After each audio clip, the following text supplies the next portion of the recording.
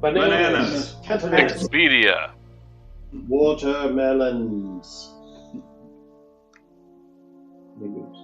Hey, so did anyone want to recap us for what happened last time? Oh, sure. Ooh.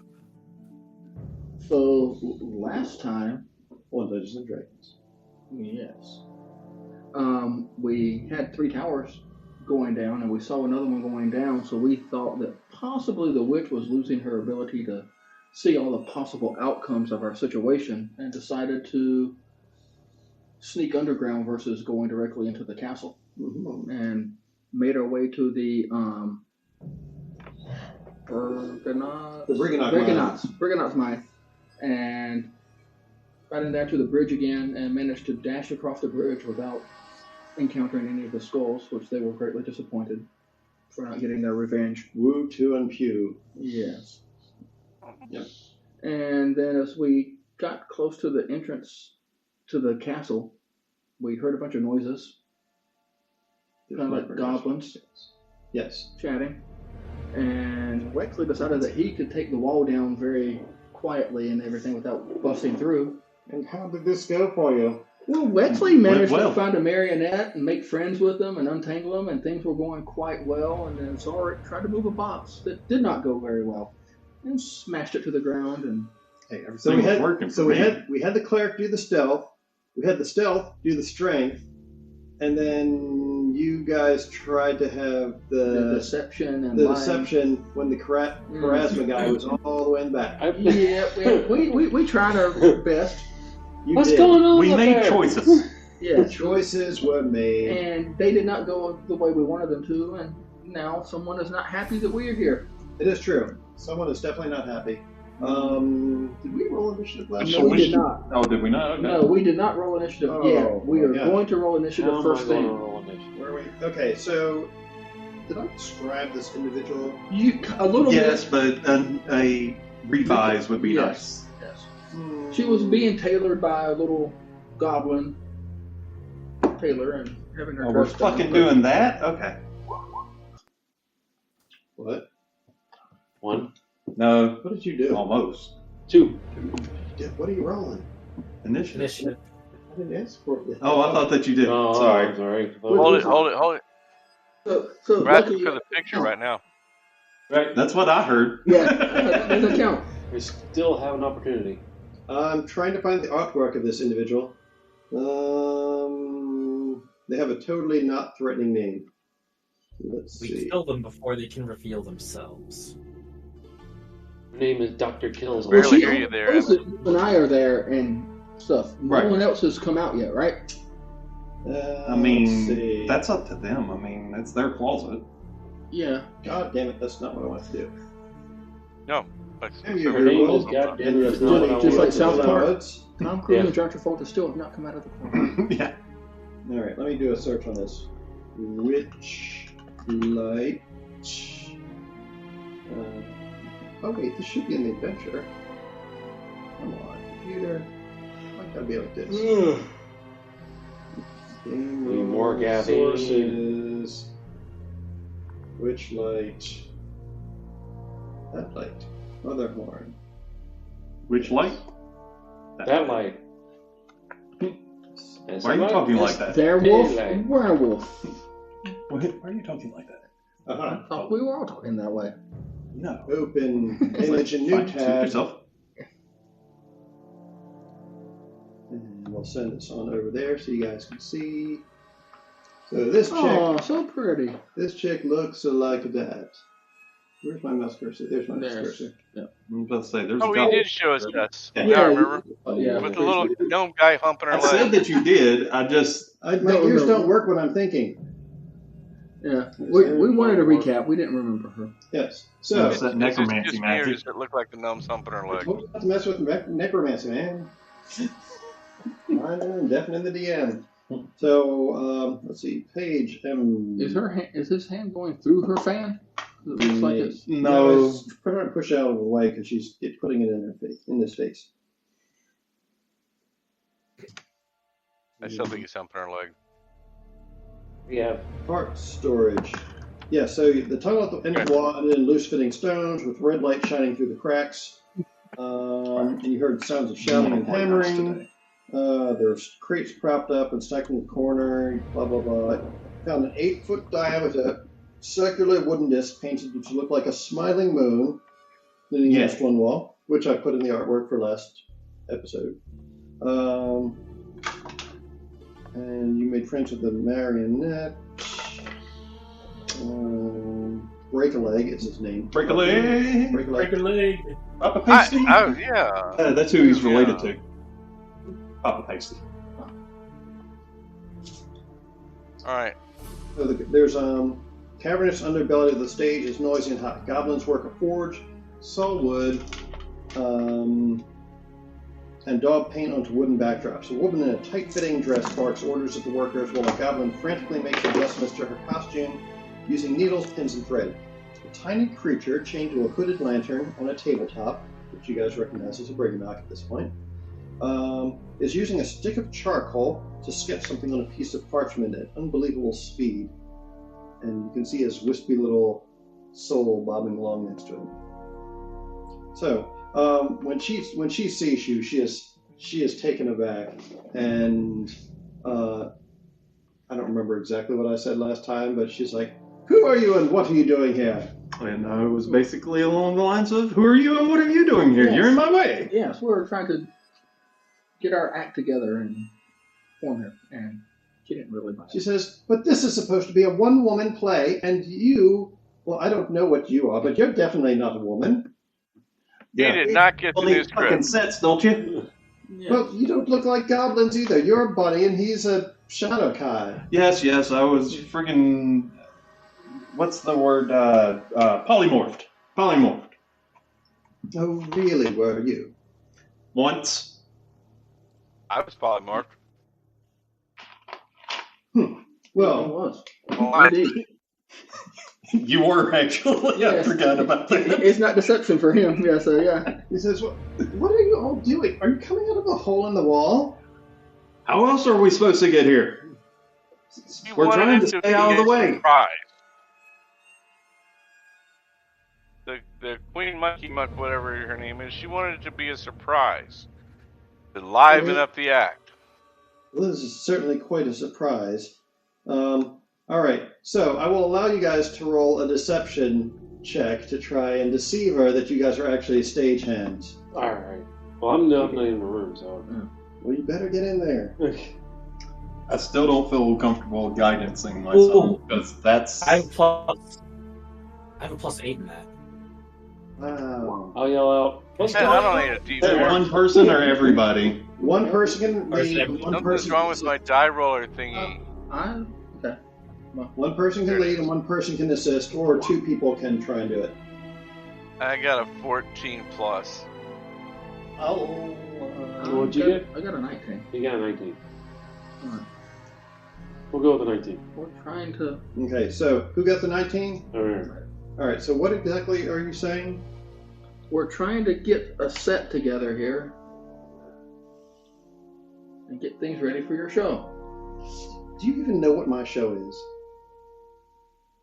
You know what your show's going to be. Exactly, but it's got something to do with the moon and Just these pieces here. Just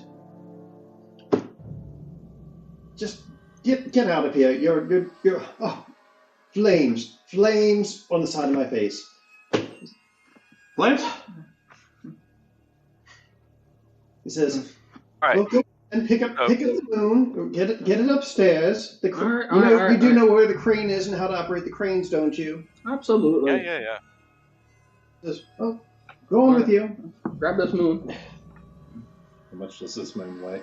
It's like a paper like tin cutout. It's wood, It's like a wooden 8 cutout. foot in diameter wood circle. Yeah, we just pick it up on the could side. be a problem.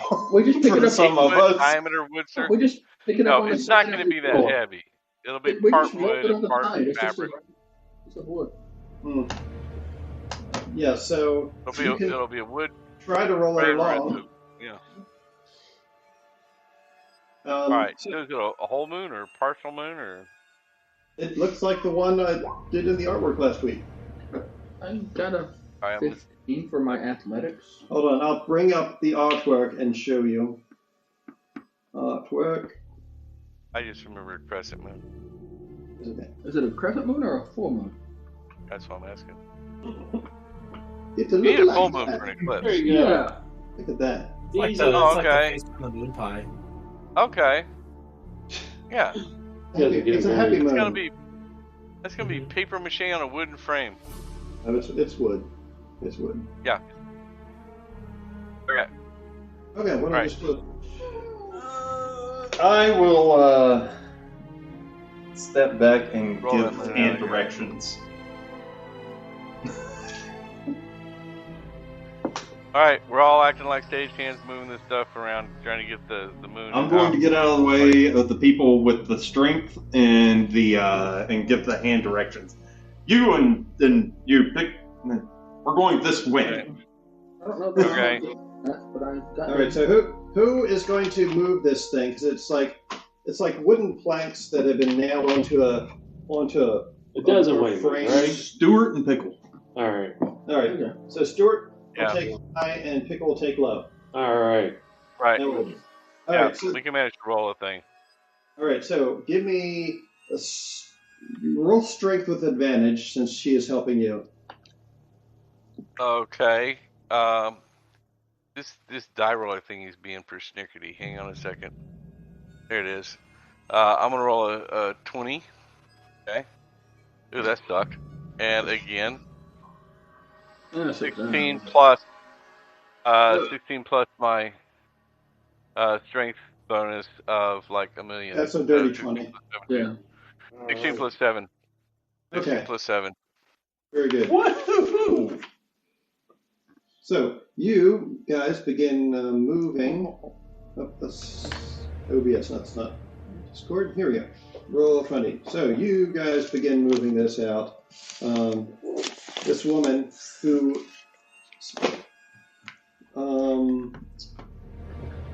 no, she does not look familiar to any of you. But when you hear one of the other people, you hear one of the other goblins in the room. Too. You hear one of the other goblins in the room call and say, "Hey, Skila, what do you want us to do with it?" And she just turns and points a finger at them and just eldritch blasts this one goblin into oblivion. And she says, "I've told you once, I've told you 100 times, do not call me Skila. For this performance, I am Charmaine." Now, I would like two of you to roll history checks and see if you recognize the name Skylar. I'll roll Or history. Charmaine. We all are now. All right. Yeah, I'll plus two. move. I've only got a +2 to history. I only have Yeah, I plus got 2 as well, but I'm proficient. Can you move me into the room? I'm not Oh, proficient. okay, yeah. Okay, Wanna be a well, part. no one else is. Let the guy that's proficient, I think. I want to be where the people are.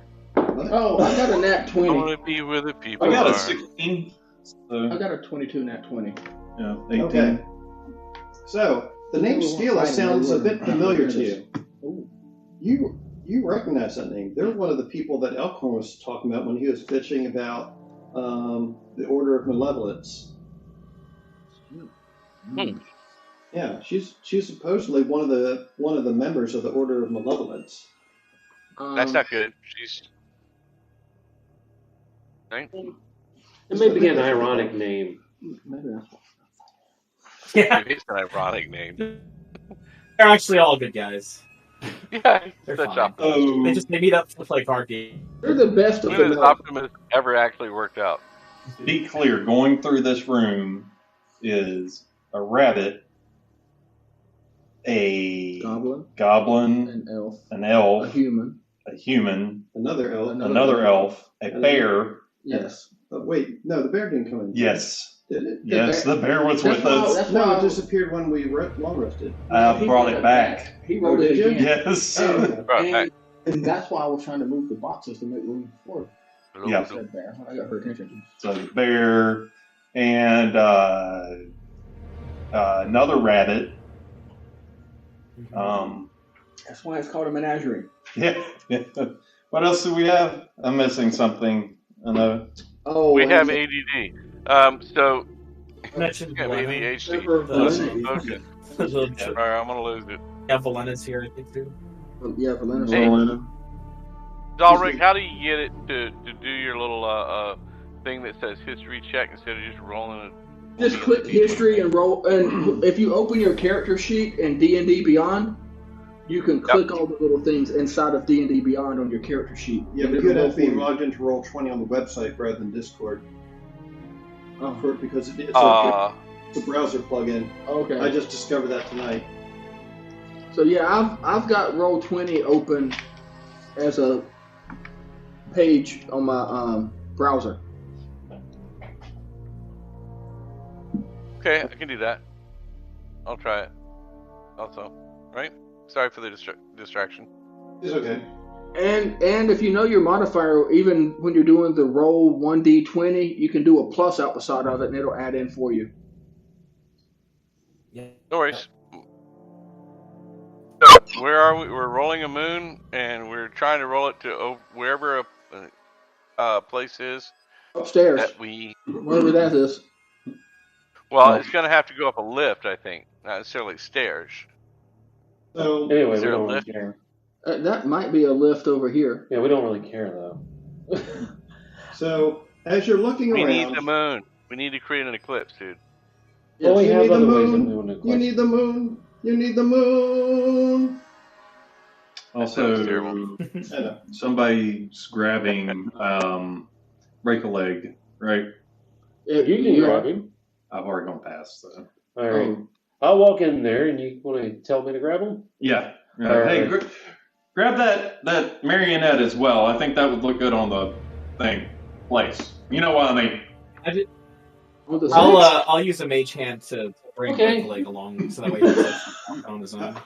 What the hell's going on? So how big is Breaker Leg? I thought he was bigger than that. Oh, You said they was only like about that big, I think. Is he more than 10 pounds? Made of wood, look, little marionette. Really? I thought he was like life size. Let me double check. He looks pretty small on the battles. Yeah. I don't know. That's why I thought he'd be. Compared to everyone else's Wooden tokens and stuff. marionette. Appendix C. Let me just double check here.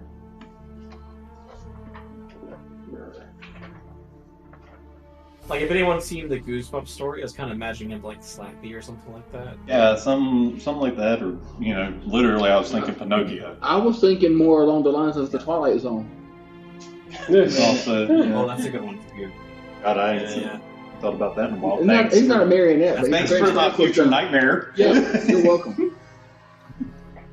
all right. So, Let's just get it. oh no, you're correct. Okay, yeah. Size tiny. Okay, yeah. So mage hand works. Okay. Mage hand. All right. All right. So your mage Yay. hand break the leg along.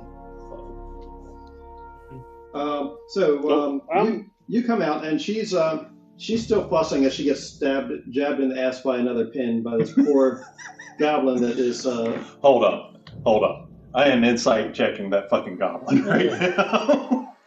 To see if it's Some on of them Roll are insight. Stabbing her in the butt over and over for like revenge. All the abuse. That's not great. 10. I rolled a 3. He's you can see him sweating profusely. He looks none too happy with this situation that he's in. So she doesn't look particularly happy either. She's trying to get in her. That seems like her group. general. All right. I'm gonna walk in there and we'll see her and I'll say, "My dear Massey, you look stunning." She says, "Why, thank you." And she looks at you and she holds out.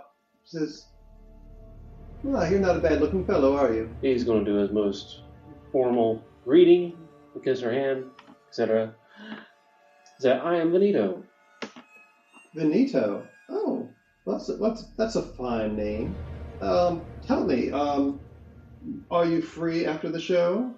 For you, I can be. Oh. And can And you tell? see her, she like takes her fan out of the goblin's face and starts fanning herself. Well, do be certain to take a seat front and center. Tell me about the show. Well, I don't want to spoil it. I I think guess that it's a one woman monologue. I call it the Warlock Diaries. Oh, and I assume you're a warlock? Yes, I am. And who is your patron? Oh, my patron? It's Vagina logs? shit, I'm trying to remember who her patron is. Not Zabilna. No. Well, I was asking you over the It table. says, you're a man with a sense of humor. Yes, I am. Yes, No, that's rich. That's rich. No, great old ones. Ah, yes.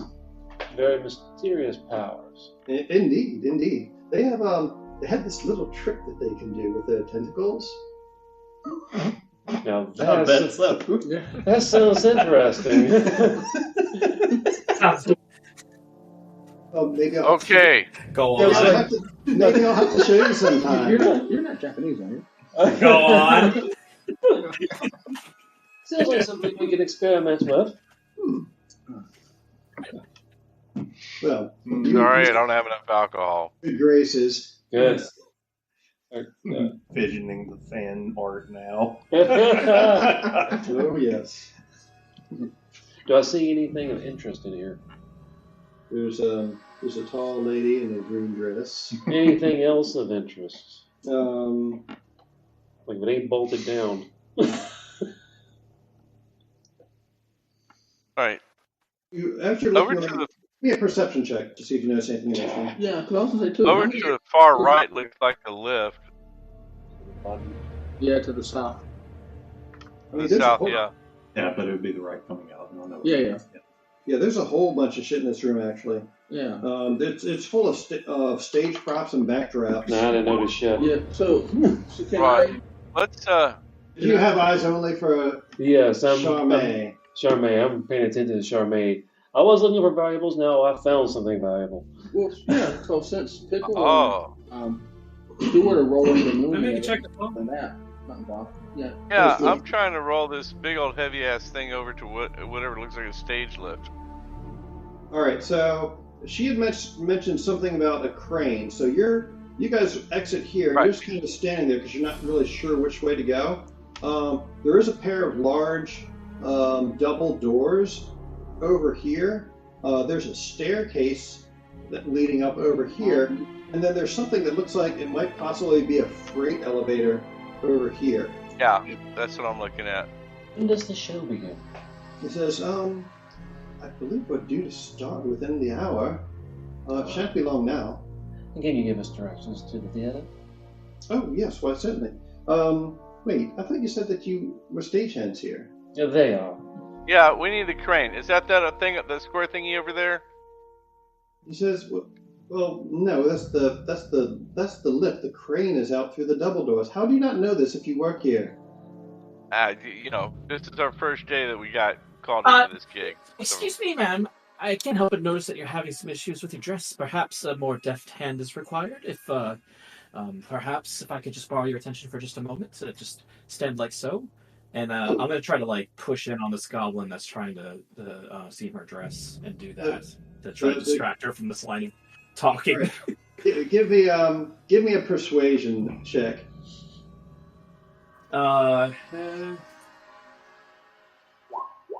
19.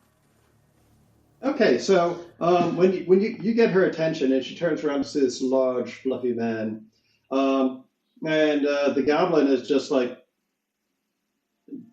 he says, "By all means," and he hands you his pin cushion, and she says, "Oh, I see. Well, you're a little tall to be working on my train, I suppose. But I suppose if you get down on your knees, you'll be at the correct height. Yes, please. This goblin doesn't seem to be doing the best of work.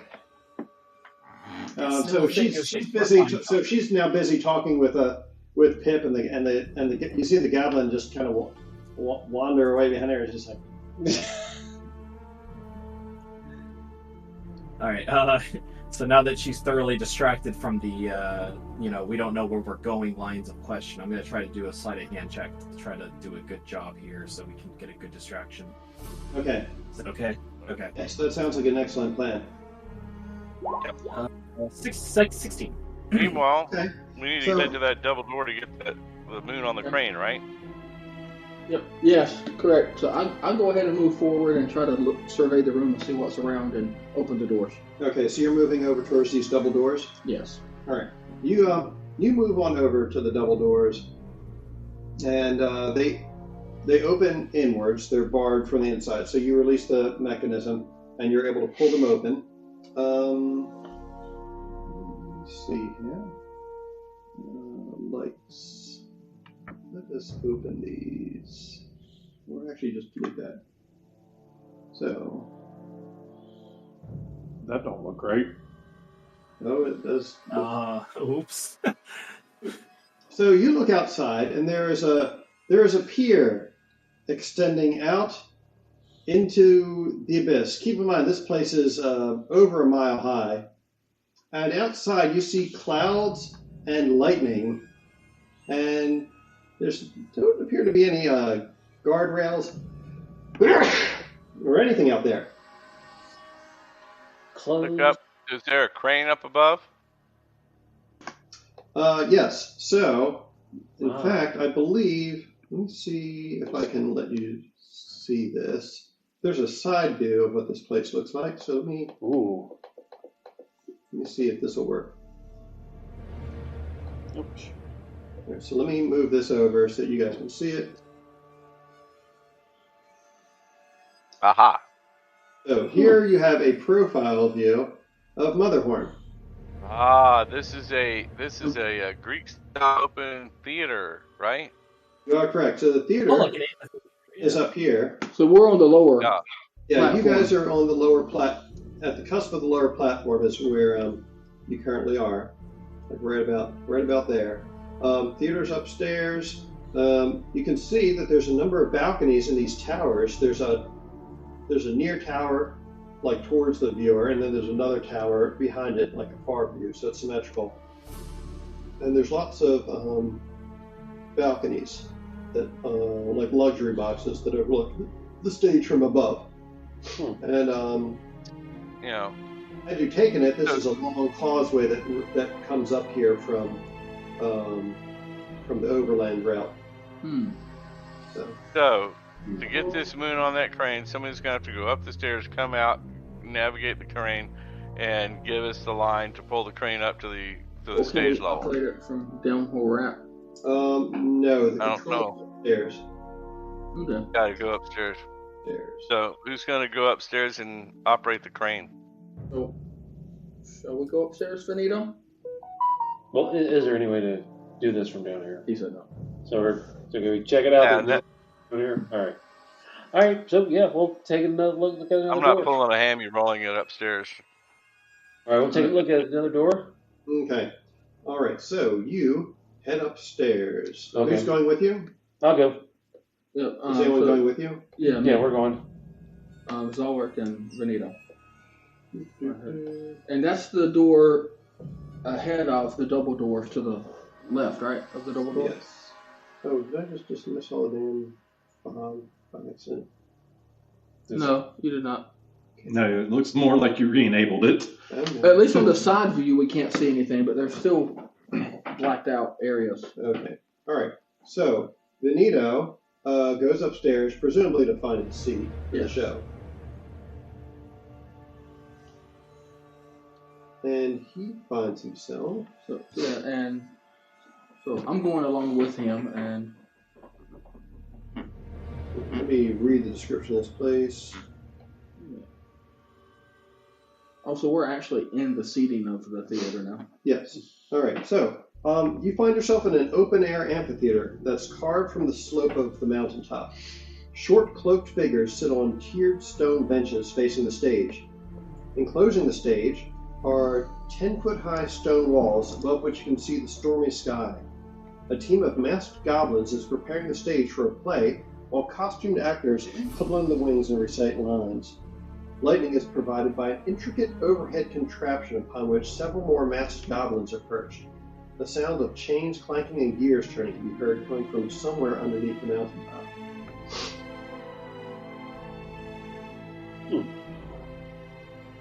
Very well. I'll start making our way towards the cranes. Yes. All right, so you come out, you walk past the stage. This area here, by the way, this circular area is the stage. Okay. That's the race. That's the race That's the stage. stage. All right. Mm-hmm. Get the moon there, you know.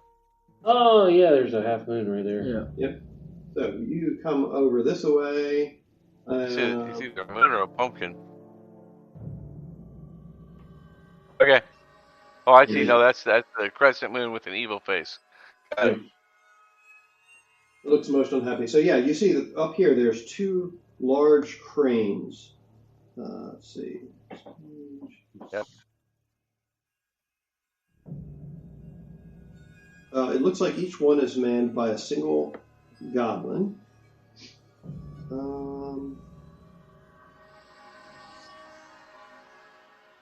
There's a male goblin in the north crane and a female goblin in the southern crane. And these people here?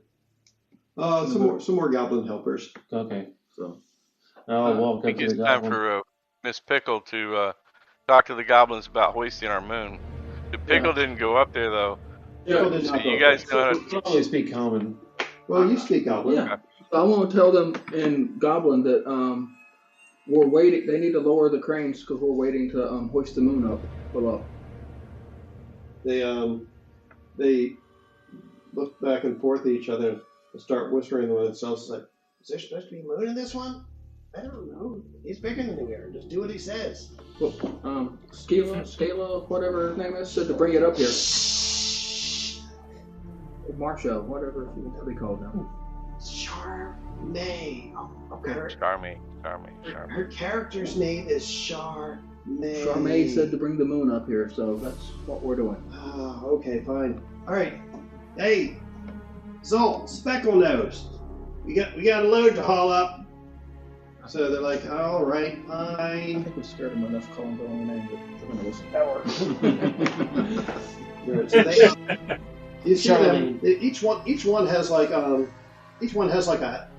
of those hamster wheels that you walk inside of to wheel stuff up and down. So they first position the cranes by like pushing it in place, and then they each hop into the hamster wheels and lower the hooks down to the lower level. So back downstairs. Meanwhile, back at the range. We should just bail on him. Meanwhile, back at the Hall of Justice. Yeah, you guys let me down here. In the Legion of Doom. Yeah. All right, so you guys are back down here. Stuart and Pickle are holding the moon. It looks quite windy outside, but you do see these hooks descend from above, and they're near the edges of the ramp, so you can probably get them without too much trouble. Though it might help if someone else could sort of grab and steady them for you. It should be a gap or something around here for that. Yeah, there's No a gap? there's a gaff stick leaning up against the wall over here by the stairs. All right, you get a gap and hook and drag the line in to hook them up, or hook it up to the moon.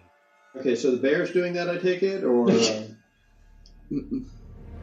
Oh, I'll hold Yeah. the thing while. Absolutely. That bear's helping out Or- in some way. Yeah, I'll hold the thing in place, the moon in place, while Pickle gets the gap and drags the line in. And we hook it up.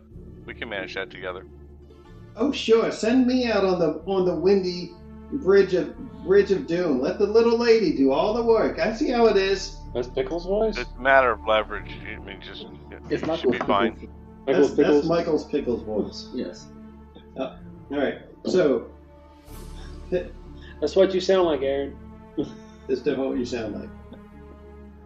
You have not watched all the videos, so you don't know, but I'm telling you, that's what you sound like. It's incontributable. You'll never refute it. All right, so He could not be Pickle contributed to. goes on out there, and we're going to have her make her acrobatics checks, which she makes without any issue. And she avoids getting blown off. She hooks the hook with the gaff hook, pulls it back inside, and it affixes one hook, or well, actually rather passes one hook to Stuart, since he's a lot taller than she is, and she has no hooking this onto the top. Then she goes back out, snags the other crane hook, and drags that back inside as well, and attaches it to the other side of the moon. All right, And, so got a moon. and she's like, so what do we do now? Do we have to, like, do we just shout? She says, hey, we're shouting in here! Hoist away. Do we hear them? Give me a perception check.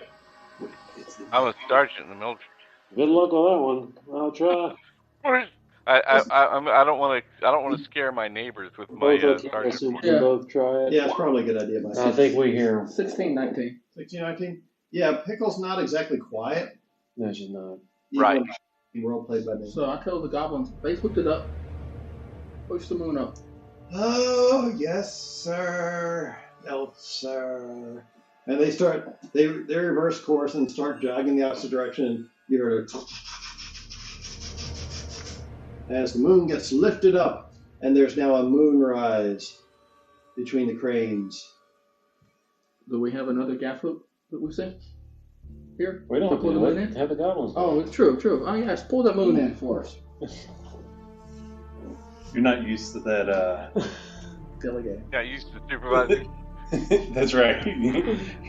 He is. Goblins do it. You're not used to having people do things and telling people to do things for you. That's a job for tier 1. Yeah.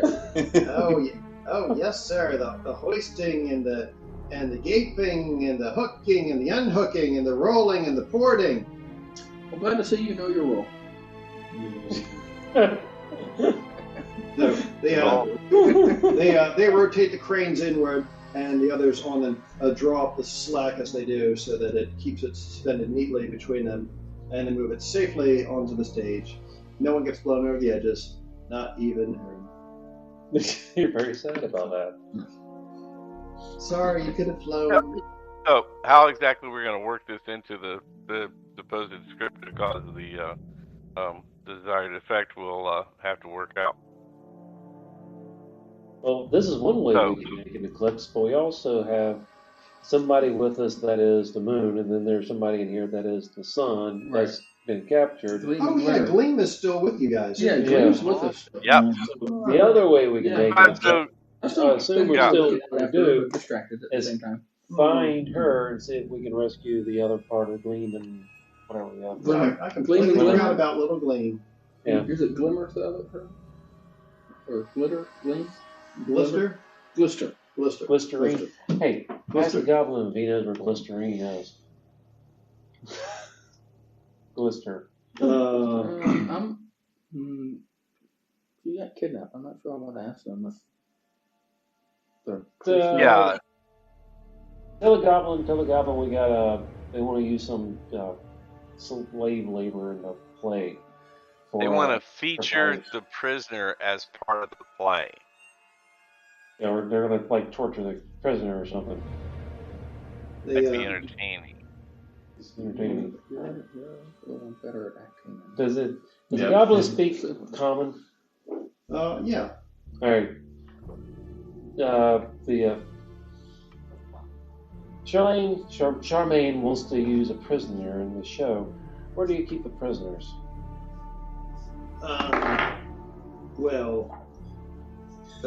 Bitter End keeps the prisoners in the prison. I mean, Help us out, guys. Our first day on the job here. they say, like, who are you guys anyway? Hey, we got called in at the last minute to help with this. Look, we haven't even changed from our traveling clothes. We're just trying to get this job done in time to get the play going. And as you guys are talking, you hear someone running up towards you as you're doing this, and you see another goblin appear. Let's see if I can find a picture of this little dude. All right. Here was We're just asking for general directions of the prison. Hey, Benito, intercept that guy. Well, where are you? You're not here. Yeah. And neither was Stewart. Okay. Yeah, we don't. Where am I? You're on the first floor. Yeah, you and Pickle and everyone else is still down below. Well, we would start working our way up as soon as we're done. As soon as they hoist the thing up. Yeah. So while they're hoisting, we're coming upstairs. All right, so let me define the artwork of this little dude, and I'll show you what he looks like. No, you already told what she looked like.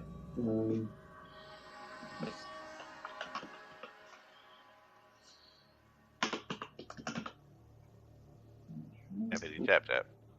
Where is he?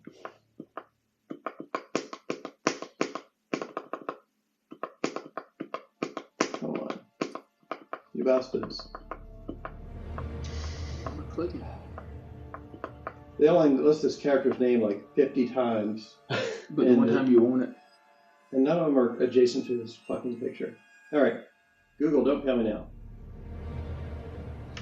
Witchlight stage fright. Yeah, the arms. No,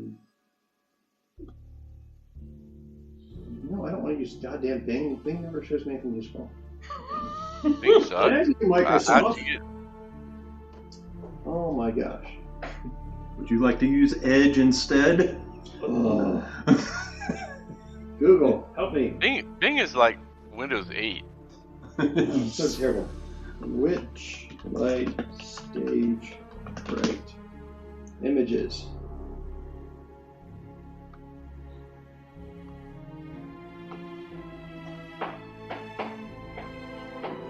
Do it. There he is. Okay. Oh my god, this picture's huge.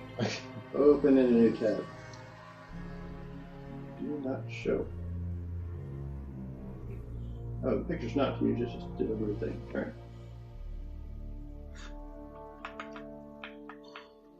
That is super tiny. What the fuck? Come on.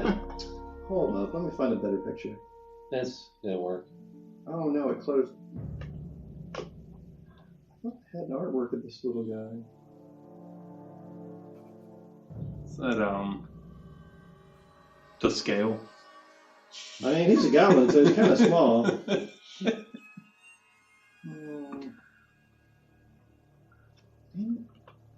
Why do they gotta do me like this? Do not have artwork over this guy that they mentioned 20 fucking times, looks like.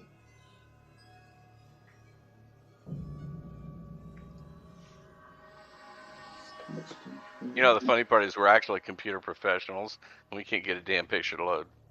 Every one of us in here works computers for. Right. Okay, this will have to do it. Open image in a new tab. And this is a better picture. Okay. Okay. Ah, that's actually the one I just found. Yes. Yeah. Okay. So you see this little goblin, and he's wearing a purple robe, and he's carrying a staff that has like a goblin-looking head to the top of his staff. And he says, no, we don't have a moon in Charmai's warlock play. What are you doing? Wait a second. I don't recognize any of you. Who are you? Charmaine sent us up here with the moon. Charmai's not in charge here. I'm the stage manager, and I don't recognize you. Oh, you're the guy that got fired. I most certainly did not get fired. Also, you're not there yet. Well, Charmaine said this is what she wanted. She was tired of you. Roll deception. Can I assist him with that? You may. Fight each other. If he assists you, then you can make a straight roll instead of rolling a disadvantage. I just roll a straight roll? Mm-hmm. Okay. I thought I got advantage with him. You didn't get disadvantage because he's helping you. I got a 6. So he says, enough of that claptrap. I know who's in charge here, and it's actually Endelyn, but she delegated me her stage manager. Now then, then what are we supposed to do with this? First off, you're going to tell me who in the world you are. You're not supposed to be here, and I have an audience full of Darkling elders who are going to be very perturbed if they do not get to see. Darkling elders. The new play. She's preparing her dress downstairs. What is taking her so long? That's not the point. Who are you? We were downstairs. She said she needed help, so we came up. I'm downstairs. We're the new Downstairs crew. is my identity. I identify as downstairs. That's not an answer. Right. Speaking of which, while all this is going on, and I've been making my way up the stairs. Yeah. I'm trying to get a word in. Yeah. So I'm going to introduce I'm going to wait while they're arguing. I'm going to kind of position myself on the stairs, so when they send them downstairs, we intercept them. They weren't going to. I don't think they were going back downstairs. Yeah, we're not going back downstairs. They're having a rather spirited discussion upstairs. Hello. All right, so we're heading that way. I want to hear what Benito has to say. As do we all. So I'm going to introduce myself. Hello, I am Benito. You want to know who we are? I am Benito. And these are some stagehands, I presume. And the lady of the show sent them up here to move this silly moon up here. And I don't care about the fucking moon. Says, well, it's good that you don't care about the fucking moon because you're not going to see it because it is not in her play. Do with the moon whatever you want. You go down there and talk to her. I don't care. How there's no such thing? I'm up here directing. Now then, you get off the stage. If you're here to see the play, take a seat. I need to figure out a few things. What's the problem? The problem is you don't have an invitation to be here, and that's a problem. Of course, we have an invitation to be here. We wouldn't Where's be here. your invitation? We pull out Enderlin's gold tickets. He says, oh, so you're here for an audience with Enderlin. Oh, If we need well, to be, but well, that changes things, I suppose. All right, well then, we wanted to see the show first. This is highly irregular, but all right, very well. Well, take your seats then, and the show's about to start.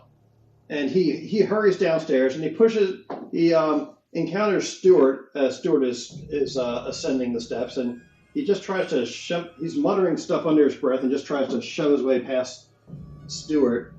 And I assume that Pickle is following Stuart up the steps. And Yeah. And Yeah, I'm going to be very attentive to what he's muttering. He's gripping about unannounced visitors and Can the bear eat him? As he's coming toward me, I'm going to say, "Hey, if the guy's got the moon in place, did you get the revision?" what the revision? play? Who are you? Are you here for I'm an with audience you. with Enderlin too? Yeah, I'm with the new crew. We got Shanghai in helping with his revisions to the play. Says, oh my gosh. He says, just take a seat in the audience and stay out of the way. This is complicated enough without artistic license and improvisation. Yeah. Says, Okay. Well, when she gets mad, we're going to tell her you got in our way. yes, fine. You tell her. Says, Okay. All right, it's all on you, man. So when bloody she birds. fries your little head off, it's you. All right? Don't come whining to me. He just stares at Pickle and says, "What are you looking at, Shorty?" He just says, "Hmm." And he just storms off down the steps. Pickle would show her crown. Oh yes, she does have a crown. And he says, "What are you looking at, Your Majesty?" He says, "Hmm." And he just continues storming up down the steps. Okay, fine. Yes. All right. Yeah, So, I bump into him halfway. Hey, Oh, I found the correct name of the play. It's Lamentations of a Warlock. oh, that's so much worse. Not Profiles in Warlockhood or whatever the hell it said there. No, it's a whiny We're like warlock. monologues. The Warlock one. But that was good. monologues. Oh, the Warlock monologues? Mhm. That was better, actually. yeah, I prefer that. Yeah, I prefer that.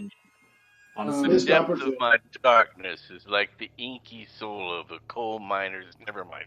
What? So, All right. Benito and I will meet them at the top of the stairs. And let's All right. let's move on out of here. Let's go. Yeah, let's leave this mayhem behind us. We're moving on before anybody else stops us. So we try We're to. going to go up and regroup with the guys upstairs. Yeah. So what does All the right. upstairs look like again, so we can kind of? Okay. I'm moving. Yeah, am I done putting together? Oh, it's up above. Oh, okay. Charmaine's dress. All right. So my Charmaine, hope is that we've sowed sufficient confusion with the stage. Well, do we have any you time? have sown a lot of confusion. Do we have any time to actually watch the play, or are we in a hurry? No, we're not. You have time. You have time to watch the play if you want. There's bleacher seats all in I don't here. think we want to watch the play. What about watching the play? I mean, we don't have a ticket. They might notice us. You know, we're pretty Right. conspicuous. Here's the deal: people getting ready for a play are busy and don't care, right? This is a good perfect distraction. Yeah, good distraction for everyone else while we try to get to end. Fine. We've got the tickets. Let's get out of here. All Then. right, Emmett, you with your familiarity with sharp, pointy objects, you have little difficulty finishing the pleats and gathering the ruffles on Charmaine's gown. And after a few minutes of distraction, she saunters over to a floor-length mirror and inspects and says, "My, you're certainly good at what you do. We'll have to hire you on. Perhaps we'll have to hire you on full time." Says, "What's your name, Sir Bunny?" My name, it's Maxwell. Maxwell. Definitely my name. What is that? That is a name? That is a fine name, Sir Maxwell. Maxwell House. You have a silver hammer? No. Very much, my lady. Thank you very much. If you don't mind, I must be going now, though. The dress looks stunning. By the way, it looks very nice on you. Oh yes, well thank you. I appreciate your good work. And if you see that goblin tailor, and she does scare quotes, she says, "If you see that goblin tailor, push him off a ledge or something, won't you?" Oh, of course, my dear. Yes, lovely. It's been a pleasure. Yes, I'm sure it has. Ta-ta. And she goes and she starts making her way up the stairs to take place on stage. And if you guys are wanting to watch the play, it looks like they're dark. It looks like on that big contraption overhead that they're darkening the lights in here. And there's goblins who are like using like mallets with like wadded balls on the end. They're just kind of like banging on sheets of like pieces of sheet metal to emulate thunder and whatnot, and do drum rolls and things. And it says like, "Hush, everyone! It's about to begin." So we try to get with everyone at the top of the stairs, and then I think we're going to try to leave through the main hallway. Mm-hmm. Back out. Nobody wants to watch the play. Pip brushes up to regroup. Now, at some point, the boss lady's going to want to show up at the play, but she's going to make a grand entrance. But we get an audience with her first, right? Well, it looks like the play is going to happen first. Okay. So the play kicks off, and as you guys are about to exit the theater stage, there's some you see some darklings up ahead who says, "Oh, you're headed the wrong way. The play is in there." They're like, come on, watch with us, won't you?" Do we recognize any of them? So, no, you do not recognize these people. Backs against the wall. Keep the high ground. Okay, so there are still some seats left available on the top row, if you want to sit there. But I guess we're going to watch out. You guys want to go back in? We can try to talk. Well, we're only right here, so that we're at the stairs for the balcony going up. All right. Going up. So Fine, let's watch the play then. all right, so you Do guys. we want to go to the balcony, or do we want to stay on this level? This level's fine with me, right there. Okay. So you guys take your seats. I am going to push past. I really got to go. But you're going to. Nature calls. Oh no! they just let you go. All right. So where are you headed? They came from here. I pushed past into where they came from. He's going to do our sneaky Rick on order. Okay. Brilliant idea. Send the clanky guy to go and do this. All right. Well, they won't suspect you as a thief, right? Yeah. Let me find and put you on the You're map. wearing heavy armor too, right? Medium. Yeah. It's just a chain shirt, but Just act like you're supposed to be there. Okay. All right, so Wexley pushes his way past, claiming that he has to use the little bun's room. You find yourself in a magnificent hall lined with stone bookshelves housing a library of leather-bound tomes. Do you have vision set on my character? I don't see nothing. Oh no, who just joined? Oh, it's Kelsey. Hello, Kelsey. Who goes there? What? Don't know. Hi. No. Emmett stepped away for a sec to help my stepmom. Vision. He's got vision turned on. He's got night vision turned on. I don't have night vision. I know, but it's still turned on. Oh, well. Cool. It looks like it should work. It was working. Did you grab my old one? That's why you've been dragging the party star around a lot of places. That is too. why I drag the party star around a lot of places. But I thought that I'd fix this. Give me a second. I took notes last time. The question is if I can find them. Let's see. Roll 20. ETT roll 20. Token visibility. Set token ownership to all players. Set token represents to the player character's name. Okay. So let's edit him. Edit.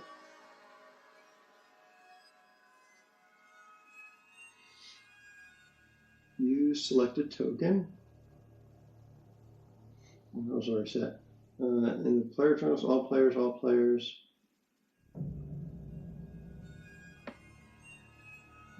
Use selected token. Why is it still not letting up? Save changes. Please work.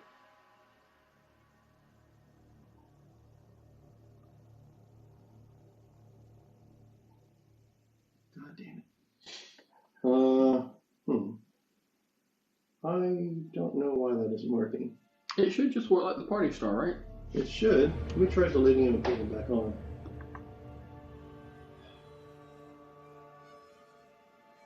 Let's make sure he's visible out here. There it goes. Hey! There we go. There we go. Awesome.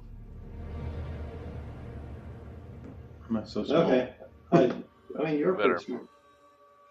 It's more realistic this way. Fair enough. Well, I can't really see him too well. That's why I was asking. So, I mean, these are 10-foot squares. These aren't 5-foot Oh, squares. okay. That makes a little more sense. Yeah. Slightly. There we go. Yeah, all right. So that's a little bit better. So, magnificent hall lined with stone bookshelves housing a library of leather-bound tomes. There's, you see 3 elderly bespectacled goblins who are climbing ladders to fetch books for the 3 slender cloaked figures who are reading while seated in overstuffed armchairs before trying to make their way into the theater to watch the play. So, you can see in here that there's black draperies across hallways on the north and south sides, and then there's another hallway down off in this direction. Is anybody else in the room? There's the 3 goblins and the 3 darkling elders. Thought the Darkling Elders pushed out. Yeah, you're correct. They pushed out. I'm going to look at one of the goblins and be like, I gotta go to the bathroom. Where's the bathroom? You need a chamber pot? Is that what I'm hearing? Something close in a private room, please. This is highly irregular. Everyone here so... Yes, so that's what my bowels are saying. Oh, goodness. He says, well, I suppose you could go and use the restroom in the actors' quarters. He says to the south there, through the drapes. Keep to the right, and when you come to the round room at the end, ask Hurley if he'll show you the location of the chamber pots. Thank you. Yes. Clasp him on the shoulder and move past him. All right. So you move to the south. As soon as you pass through this drape, you do not hear anything from the outside again. You can't hear any of the crowd whispering from the theater. It's like this curtain just completely blocks any and all sound. They do that. Nice. Supernaturally so, it seems. The room that you find yourself in is choked with a variety of props and costumes, and there seems to be absolutely no order to the place. So you can see that there's made more argument. Yeah, there's tons of chests around here. Everything was in chaos. You see a gigantic mouse trap in here. It's got to be 3 feet wide and 8 feet long. That's as big as I am. Yeah, it's possibly bigger than you are. Mm-hmm. How big is that rat? And you also see a parasol topped with a copper weather vane, just like sitting amongst the props. Anything else? So you can see the room is illuminated by these sort of like red globes that you've seen throughout the rest of the structure. Here. Yeah. There's another black curtain on this wall over here, and then there's a hallway over off to the right over this way. Gotcha. But no living thing detectable immediately? Not as of yet. Okay.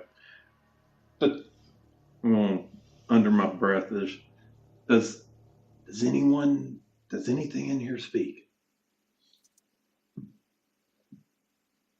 You get no reply. Good.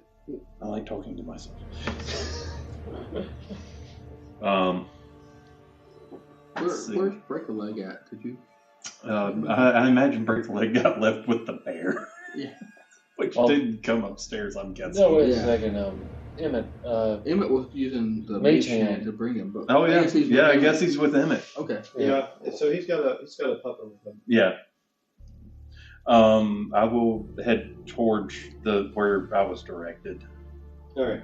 You head down this hallway, at the end of which you see another one of these ultrasound absorbing black curtains.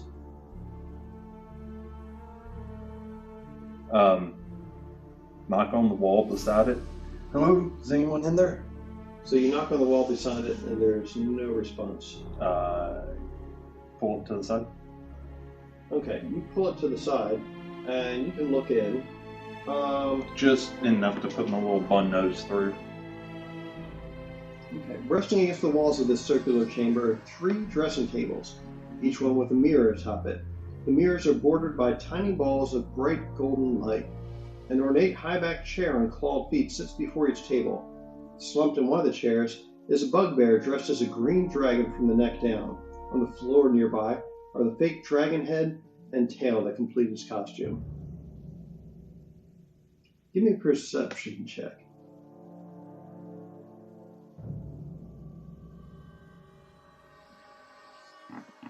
Guidance. Okay. Sending happy thoughts.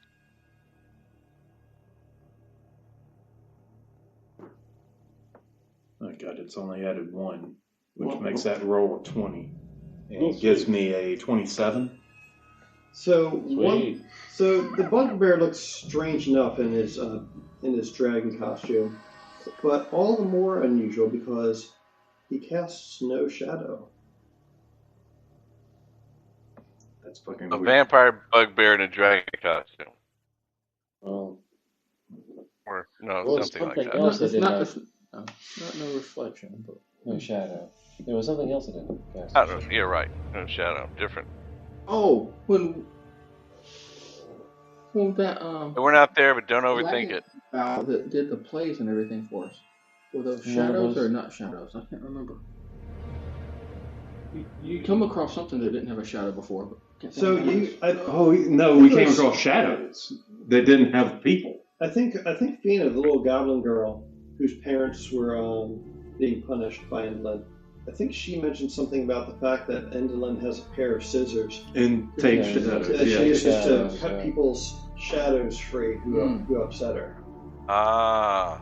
Yeah, that's right. Yeah, dude, because we came across the shadows, but not the people. They were playing tricks on us. That's what it was. Yep, that's exactly what it was. Ooh, that's the thing to do at some point. Turn people's shadows. The Okay. bugbear looks up at you and says, "Yeah, what do you want? You lost?" No, I need a restroom.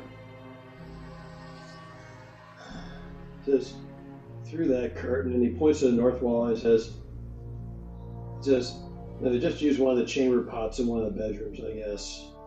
Thank you, sir. Also, if you're in this one, it's probably getting ready. He says, "Lamentations of the Warlock?" That's the one. "Yeah, I'm not. It's a one-woman play." Well, that sounds boring. Yeah. All right, so you hustle through there, and you find yourself in a room where you are not alone. The walls of this gloomy chamber are lined with black-veiled compartments that contain makeshift beds. The furniture is sparse, a few wooden tables and chairs, a box of junk in one corner, and flickering lanterns resting here and there. 5 performers occupy the room. 2 of them pace nervously while others weep. Thought this was going to be a bedroom. So you notice that there are 5 alcoves off of this room. Ah. Excuse me. Then I take a hard left. I'm assuming left is one of the ways. Does he actually need a poop? So It's easier to believe if Hope you're not a nervous pooper. So when you take a detour into this room, you see that there was this tiefling out here, and you see her. She was pacing back and forth while talking to a tiefling skull, kind of York style. And she sees you guys. She says, excuse me, who are you going in there?" And she follows you in. To see I'm you. gonna fucking drop trowel. Like, I'm done with this. I'm using the bathroom. You know, She says, "What are you doing in my bedroom?" And she says, "Oh God, no!" She says, "Stop that! I've gotta go. Oh God!" And she just runs back out, and how charming. she's like screaming as she runs through the curtain. But as the curtain like falls back across the doorway, it blots out any sound. So He you, blocks out all sound. all right. As before it closes all the way, that's what she hears. Nice. All right, so you blow it up in there in the chamber pot, but you do locate the chamber Oh pot. yeah, I don't need to go. You still blow it up. Mm. All right. You're a rabbit. They like go constantly. Come on. There's Yeah, but pellets tiny little everywhere. He's been dropping They can little drop pebbles down behind us balls. the whole way. That's how we know how to get back out of here. Yeah. He's been leaving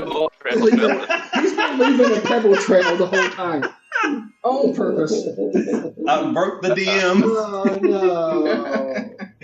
Oh no. Yeah. I'm chilling here for a minute. He's not a Let's rabbit get for back a to pet them. before. Hopefully And none what's of the going on with goblins them? have been eating the chocolate chips left behind on the floor. That's something the goblin would I do. hate everything. All right, so back to the rest of the party. You guys are out here watching Charmaine perform her play up on the stage. I'm going to do a perception check to see if I notice that Wixley's gone. I made it. It should have been very Should've known? clear. Yeah, like I wasn't quiet about my,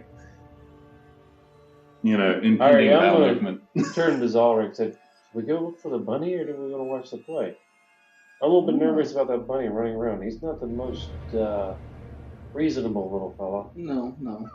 We don't need him setting fires. Oh, no. I mean, he might burn down the stone mountain and turn it into volcano. All right. It's not our castle. Let's watch the play. All right, so That's an interesting intel run. yeah. So He'll be fine. So Skyla, aka Charmaine, is on the stage, acting a little hard out, giving her lamentations of being a warlock to the Elder One. I want a performance. How good of a check. job is she doing? Yeah, that's what I said. I want a performance check. You're not there. I say if you blow your performance. Hey, I think we heckle. No! No, we're not heckling. No. You're not heckling? No. Okay. I don't think you want to get on the bad end of one of her spell slots.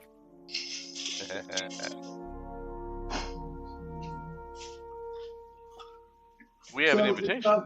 She's doing pretty well. She manages a 17. Okay. She's fairly charismatic, of course, being a warlock, and she does use some Eldritch Blast and whatnot to accentuate her movements. Talking about the woes of hexing the wrong people and having it come back upon them, and the negative perception of being regarded as lazy because of always having to take breaks to recoup their spells because their patron is It's like a Taylor Swift concert. Yeah. So, Like what? It's a crowd like this, like. Was that in it? It's like a Taylor Swift concert in here. Lena's like clapping along. Yeah. She's got some like glitter on her cheeks, and she's wearing like a sundress. And the nervous grins on their faces saying, "Don't kill me now. Don't kill me. Don't kill me." So yeah, it's part comedy. It's you're getting a laugh along with her. Some of you can identify. There's a lot of people in the crowd. There's a lot of the Darklings in the crowd nodding knowingly about the plight of being a female warlock in a Eldritch horror dominated field. And from somewhere up above you, you can hear on one of the balconies above. You can hear some clapping and a bravo, my dear, bravo. And who's up there? Do some checks. All right, I'll try it again. Hey, here's your key phrase: Ford Theater. Yeah. Get 11. 11? Please. 17. So you're looking up at the one where you hear the clapping, and you can see a familiar looking figure. It's that Darkling Elder Charm, the one that had the big witch's hat. Oh yeah. You can see her up on one balcony, and as she's clapping, and you see her look over to another one, and just kind of nod and look affirmatively, and you look over to the other balcony, and from where you're seated, your view of whoever is sitting in that other box seat way up high is sort of blocked because of the fact that you're seated directly below it. Oh, I imagine that's our target. Okay. Valena, however,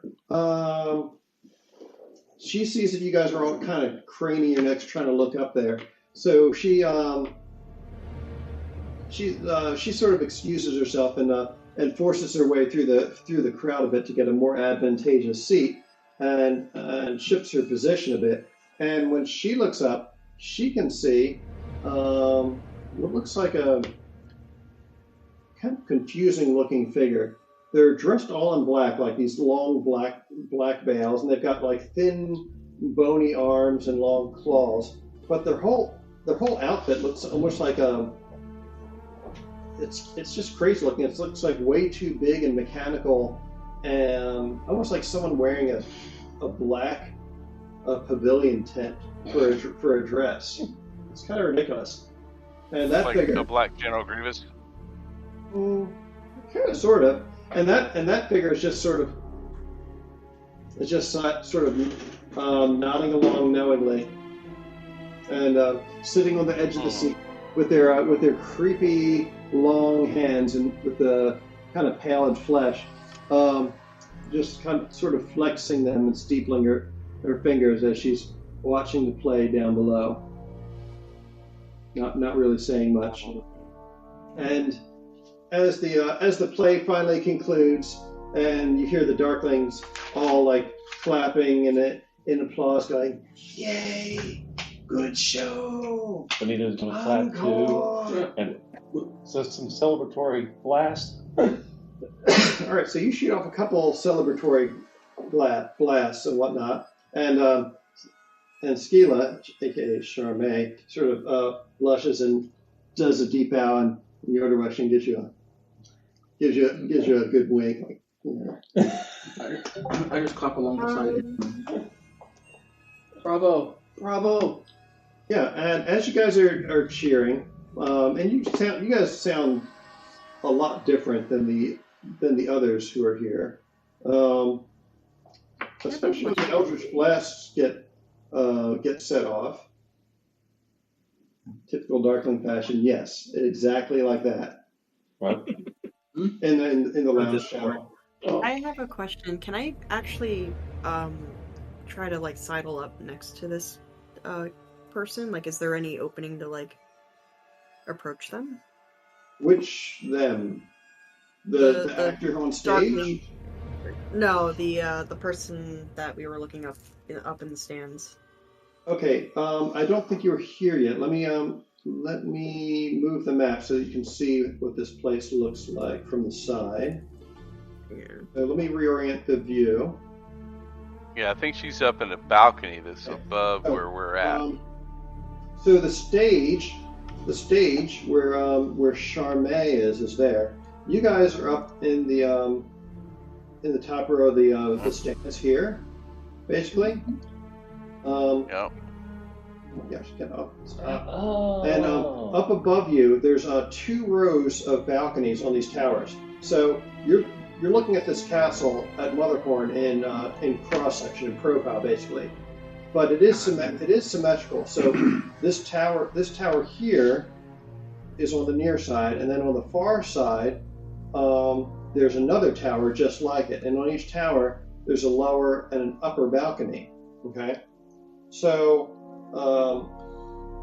on one of the upper balconies is Charmaine, the Darkling Elder shopkeeper that you encountered back. Charm. Oh yeah, Charm. Sorry. This Charm, the shopkeeper who you guys caught trying to steal something from Bavlorna Blightstraw's house with the help of a shadow that she had snipped free. And she's up here. Yeah, she's up in one of these 2 Gotcha. balconies, and then the other one is the one who kind of looks like she's creepy and wearing a black pavilion hat. Is over on the other one. She's on the other one, yes. All right. Yeah, I'm assuming. All right, so Black Pavilion tent is our target. Yeah. Probably. Reasonably. Don't know. So, let me just check something here. So this is the stage? Yeah, stage. Okay. That's this. Now, so would be standing on top of that or be inside of that? Probably be Inside of it. Inside of it, okay. Hey, I got some scribbling paper. Is the diva still down on the stage? Yeah, she is. Okay. I'm gonna ostensibly try to go get her autograph while I'm looking up at the where our compatriot was eyeballing. Okay. So you head up to the stage, and you're not the only one who does this. There's a couple others like Darklings and whatnot who are also approaching the stage for a similar purpose. So you get up there. There's some more Darklings who are up there with you. A couple more go back into the library to keep up whatever they were doing beforehand. And as you're up here, you see from the top from the top tower calls out a voice and says, "Oh, bravo, bravo! A most excellent performance by our dear Charmaine. Brilliant, I say, just simply brilliant." And you see that figure who looks like they're wearing the black pavilion tent. They get on top of something that looks almost like some sort of an animatronic glider, almost like a bird, like an ornithopter. And they hop on it, and it sort of buzzes down and around and does like a loop-de-loops, and finally alights on the stage. Let me see if I can find them.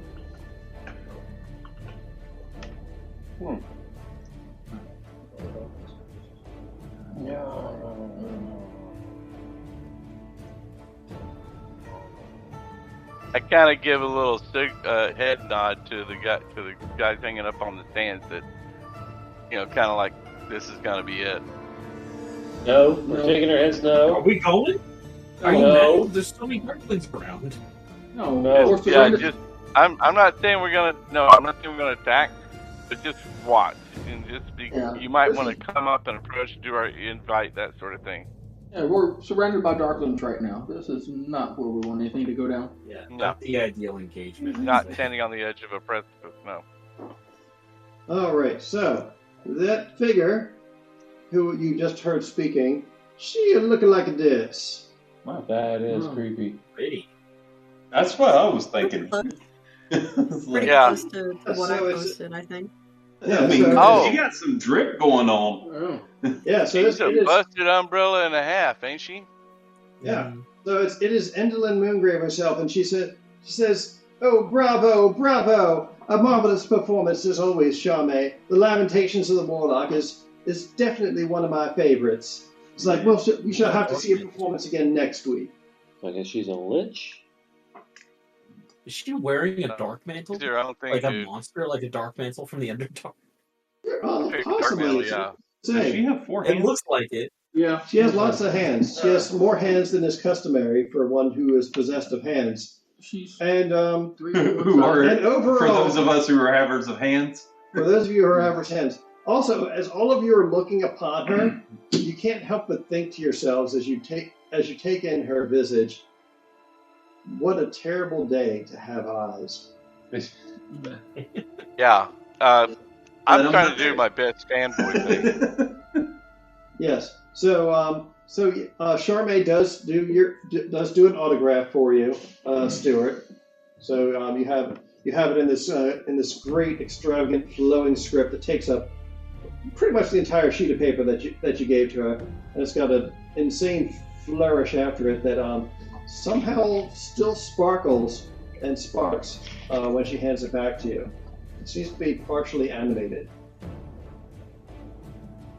And Thank you very much. I basically genuflect to her and to the Indolin, give a deep bow. And as you turn to go, Endlin looks around and says, "Oh, and who might you be, my good human?" Oh, we have an invitation. We're invited guests. And who has the actual invitation? We all have them. Every one of you except for Gleam, and Gleam has kind of been like trying to stay out of the limelight and keep to the back. Yeah. She's sort of like holding on to Zalric and keeping her like back turned That's right. towards the stage. I also don't have one. Oh, do you not? What do you know? One. I wasn't with the party Oh, at that that's time. right. You don't. Well, you're Okay. separated. You Yeah. came later. It's Yeah, just- he's a friend. He's our +1. I'm not there at the moment, so it's Yeah. True. That's I true. just packed them. that was also okay. part of the reason why I was trying to get out. I was like, this might not be the spot for me. I'm still hanging back there where the party star is. Yeah. I ain't up there. So Stuart proclaims to have an invitation, and he says, "Oh, an invitation to an audience for an audience with me. But I see that you, as well, are are a patron of the arts. Well, it seems we have Indeed. a great deal in common. And she says, well, by all means, perhaps we should reconnoiter to my audience hall and have a discussion. Hopefully my fellow invited guests can accompany us so we can all benefit from your wisdom. Oh, yes, by all means. Let's take this upstairs, shall we? Indeed. Thank you. Sure. Okay. I thought we were all going to do it one at a time. Okay. Yeah. All right. Let's take a coffee break here. Okay. And we will reconnoiter in a few minutes. Oh well. We have resumed. Okay. So, Endlin says, "Oh yes, you came here to see my good friend's performance, and now you want an audience with me? Well, how could I refuse? You know, hospitality is one of the laws of the land, after all." Indeed. Says, if you'll please follow me this way, we'll head right up to my audience chamber. All right. So are we? By this point, Wexley would have had ample time to either rejoin you guys or come back out to the library again, because the play was probably a good hour 20 minutes long. Or he could have snooped and gone around more. Or I could have snooped and gone around more. You could have snooped and gone So around is more. everybody is Indolin aware of everybody's in our entire party that's in that room? Is she asking all of us to come with her? She's only Well, those of you who are presenting your tickets, anyway. right now. She's only talking to Stuart. No one else is I have not. approached. We were still in the back. Correct. So Oh, but we can see what he's doing, right? And Yes. No, I'd waved you guys on to come on, right? Yeah, so I say might as well go ahead and do it. How about you? Yeah. Yeah. All right. Sure. How about you, Kelsey? You going up too? Ye- Okay. I All just right. pat Glenn on the head and said, just stay behind me and we'll Oh, that's right. Yeah. So get through this. she says, maybe it'd be better if I stayed behind. I really want to see if I can look around this place and see if I can find my sister. Oh, true, Good true. I saw Wexley go out that hallway. I'll be coming Come back. here. Me and you don't have invitations, do we? We should probably stay back. Okay, so you're back at this point then? Yeah, I'll be back and come through and be like, hey, let's I'll hang with you. She says, okay.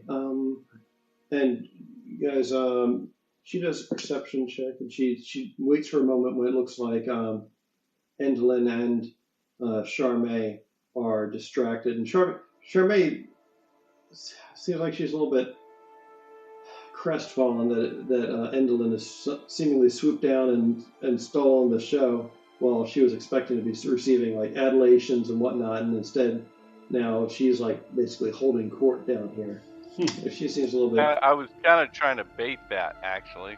Yeah. And you did well. One other thing I wanted to do with basically stashing away the actor's autograph and asking for Wendelin's autograph as well. But I held off on that. Oh, did you? Okay. Let me see if I can find Glean's token on here so I can add her for Wexley.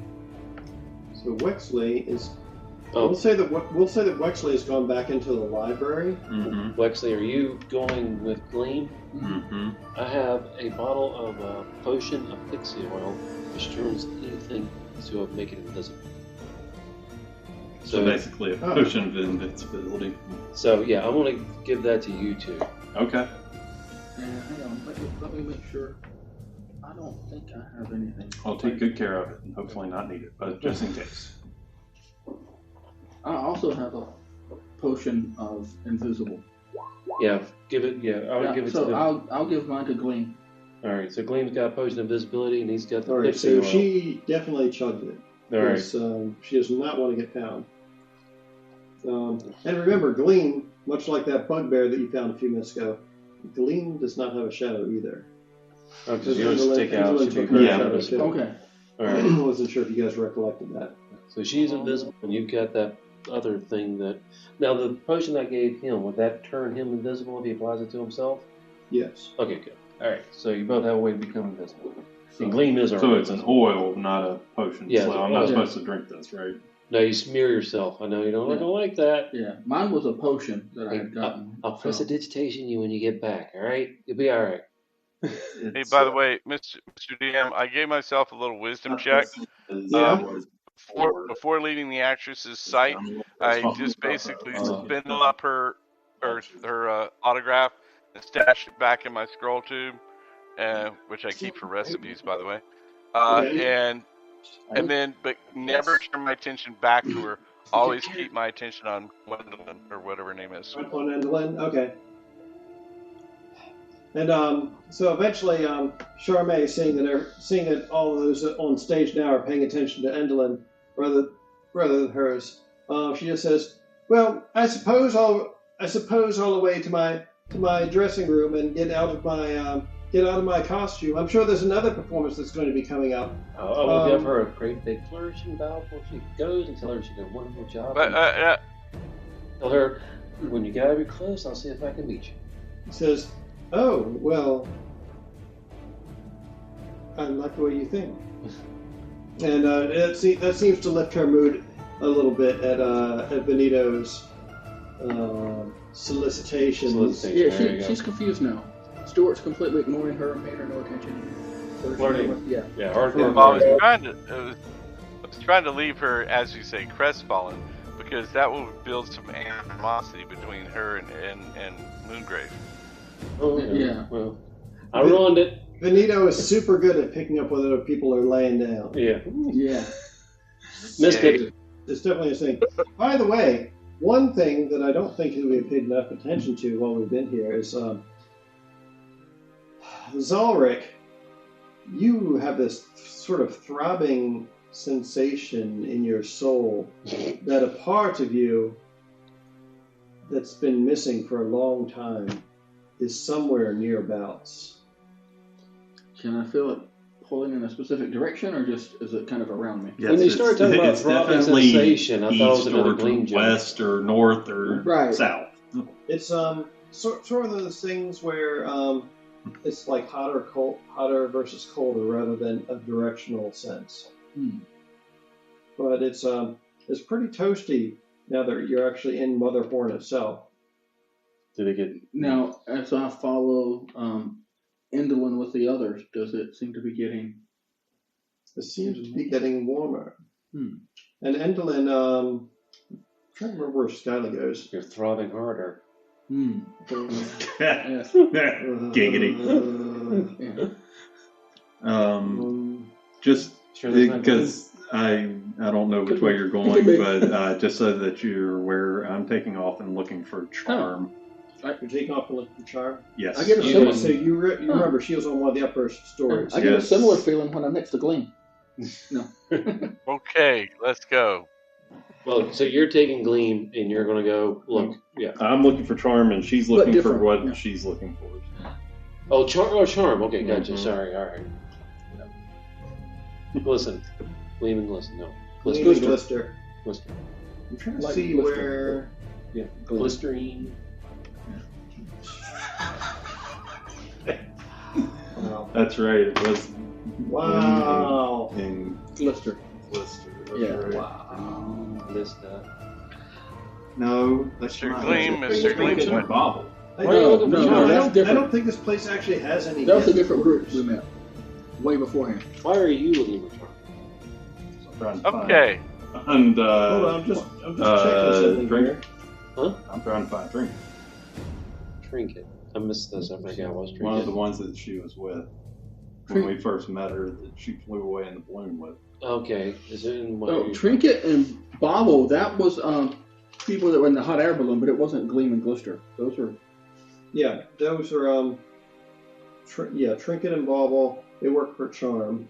Right. Yeah, running her now, is shop. this something that we're supposed to know, or something we're not supposed to know? No, that's something we knew. That was the first when we. But why is he looking for Trinket?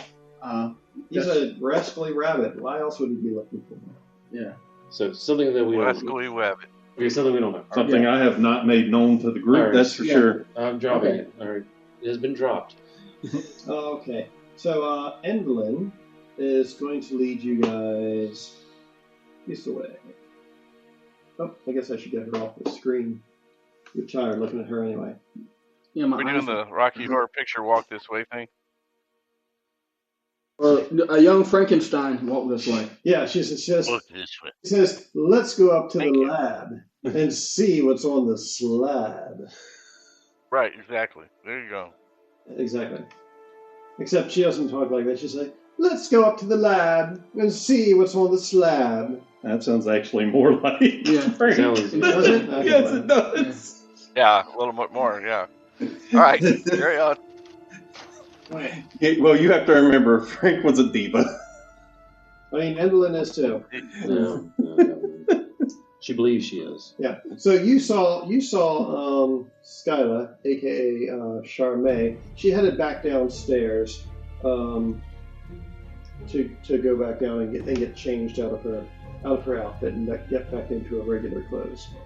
So Endlin is leading you guys down this way. She leads you through the library and up this hallway before turning up the stairwell that ascends higher into the keep. Alright. Which one did she take? To the north. Oh, okay, gotcha. Yeah, let me zoom the map in. Oh no, down the long. Okay. Yeah. So up there. Into the spiral staircase. Alright. Through the spiral. Up. This is a spiral staircase that, in fact, goes in an upward direction. Oh, the wrong direction. Okay. So Yeah. she leads you Okay, up. that'll work. That'll work. And let me see if I can get this to go in the direction I wish it to go. Come on, go. Up, Go up. up and away. Up. Well, there's the trick to spiral staircases and the direction. They normally go clockwise up. Right.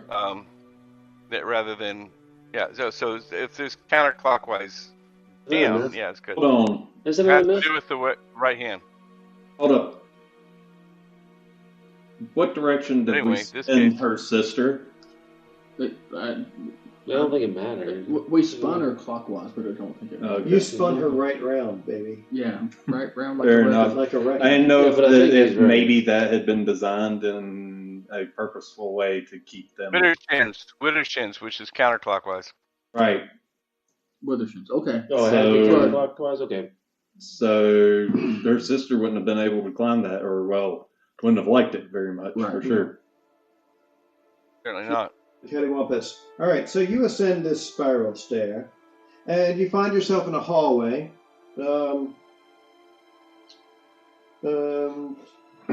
Where in this hallway you can see that there's two suits of armor over to the west that appear to be guarding a featureless stone door.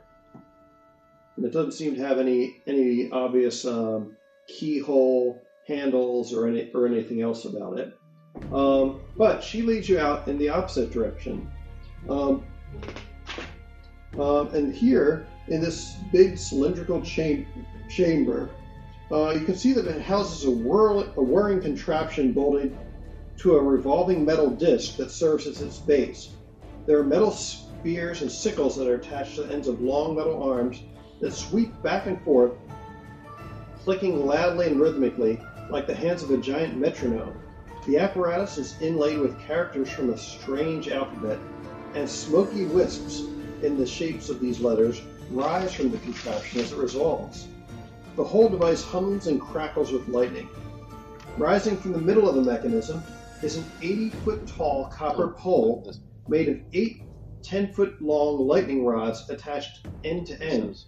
It extends upwards past a ring-shaped gallery that forms the chamber's upper level through a hole in the 50-foot-high dome ceiling. You can see that there are 3 goblins wearing overalls and tinted goggles that use brooms to sweep the floor, seemingly untroubled by all the noise. What are they sweeping up? It looks like little bits of brimstone and like charred bits of metal that just seem to perpetually flake off of this thing. Got it. Like spots of carbon and whatnot. Carbonization, yep. Okay. So. Wow, that's impressive. all the arms are kind of moving around together, and Yeah, so it's like a giant. It's like a giant orrery, almost like a. Yep. So she leads you. She leads you clockwise to the first hallway, and then down and through a door, and you find yourself in.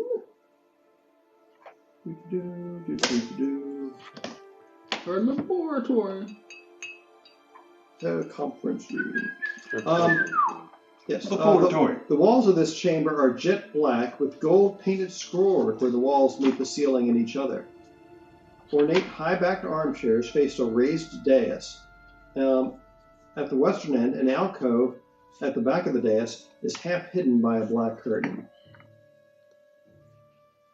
Do I feel the thing that was drawing me more here or less now? It feels stronger here than it did elsewhere. It feels like given our experience with mimic chairs, it's like getting hotter, but you're not burning up yet. Okay, so given our experience with mimic chairs, do these look like mimic chairs? It's hard to say. Give me perception. Hard to say. Everybody, or I'm gonna, because I'm kind of paranoid about that. I got a 13 plus whatever my perception is, which is 5, so 18. You got a 24. What chairs? I don't see any chairs. They look to be regular chairs to you. It doesn't look like there's anything suspect about them as of yet. They're not set out enough to be. Okay. Yeah, bad experience. Well, I trip over one of the yeah, chairs. Leonard's just going to sit. I just accidentally tripped over a chair and fell down. Like, where'd that come from? Have we been asked to sit? Yeah. No, and at first it doesn't look like there's enough chairs in here. But she, seeing that there's so many of you who have come bearing tickets, she snaps her fingers, and another chair appears next to Pickle for Stuart to sit in. All right. See, Pickle. Stuart, okay. Stuart will sit on the edge of his seat, ready to spring up if need be. All right. And in front of the black curtain, Endlin makes a motion to sit, and you see some extra arms emerge from this contraption that is her body, and then they turn like this and plant themselves on the floor. She just sort of leans back and gives that's ever so much better. And she I've always wanted a built-in chair.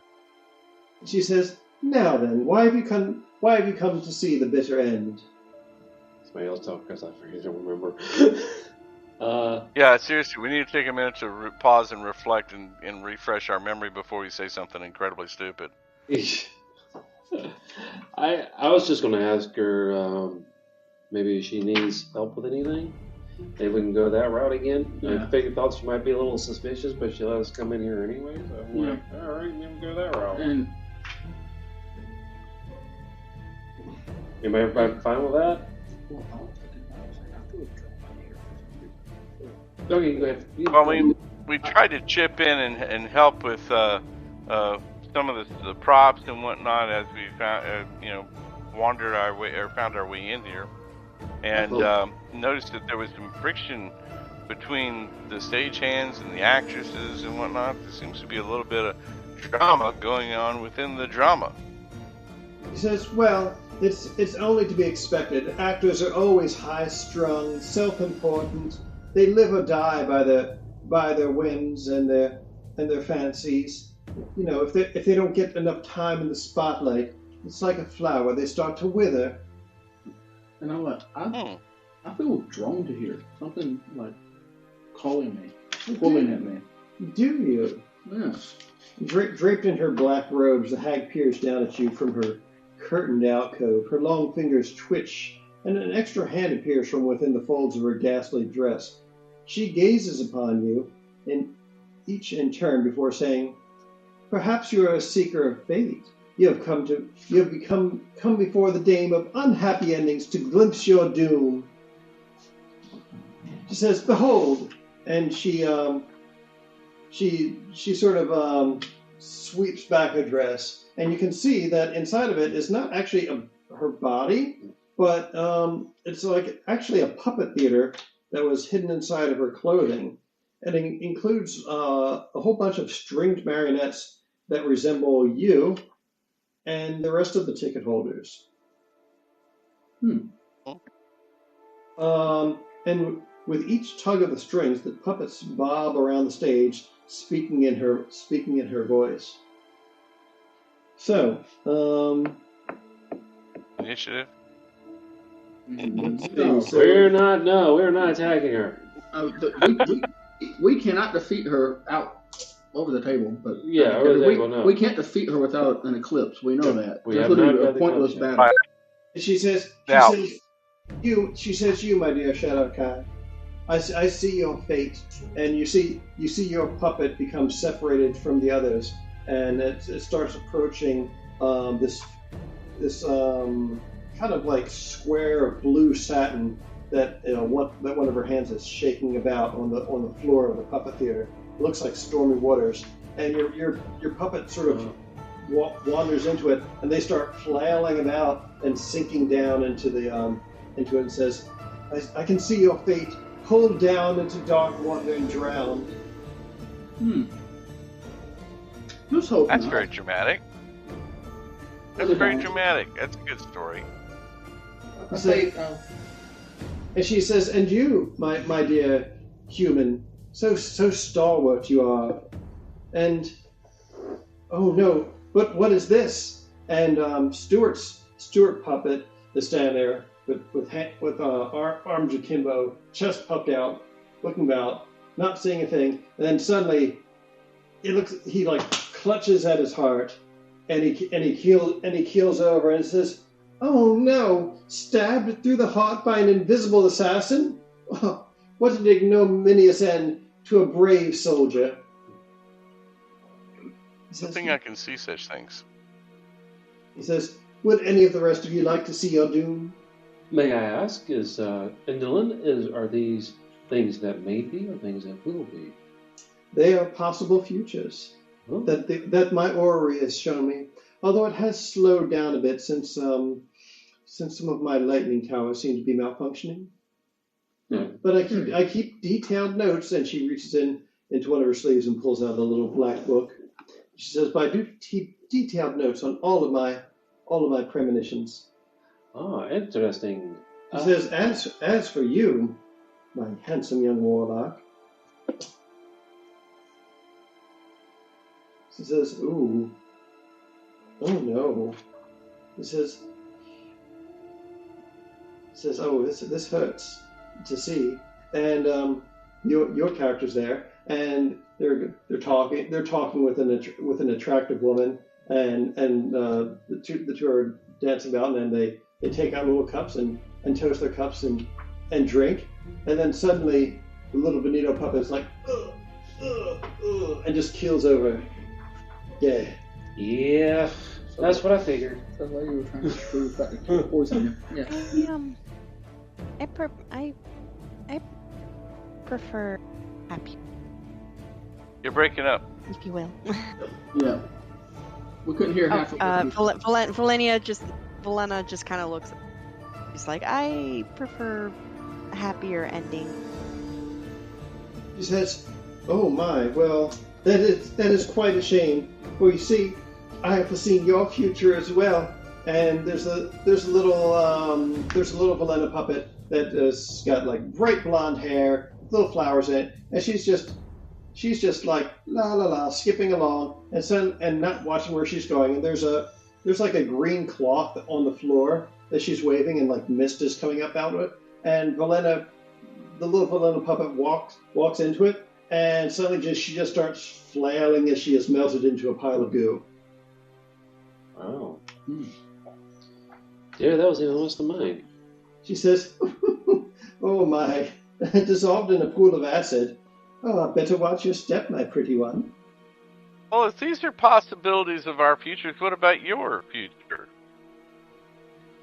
She says, "Mine." She says, "Well, that is a very good question." But she says, "I'm well acquainted with my own demise, and I really don't want to be boring you with the details." Well, let's Oh, we would be entertained. Can I sort of ascertain if like she's just making this stuff up on the fly, or if she's actually? Give me an insight check. Can I help her in any way? I don't think I can. Again, I'm not sure. If you want to make an Arcana check or something. Yeah, let one of the smart people do it. I'll give it a try. No. 16? She got a 16. Or sorry, Ignore in me. 18. 18. Ignore me. So, an 18? So, she's very theatrical. It does seem like she's getting a kick out of getting a rise out of all you. But it seems like she might actually believe some of her own publicity. Seems like she might believe. Like she has some defenses that she's hoping you fall into. And, that kind of thing? Yeah, maybe. She did seem slightly perturbed when Stuart mentioned that, possibly being entertained by her death. I was entertained by her death. Yeah. Let's see. Who else do we have? Yeah, we don't want her to see us doing it. Well, she likes dark dramas. We still have right? Pip and Pickle. Let's see what it.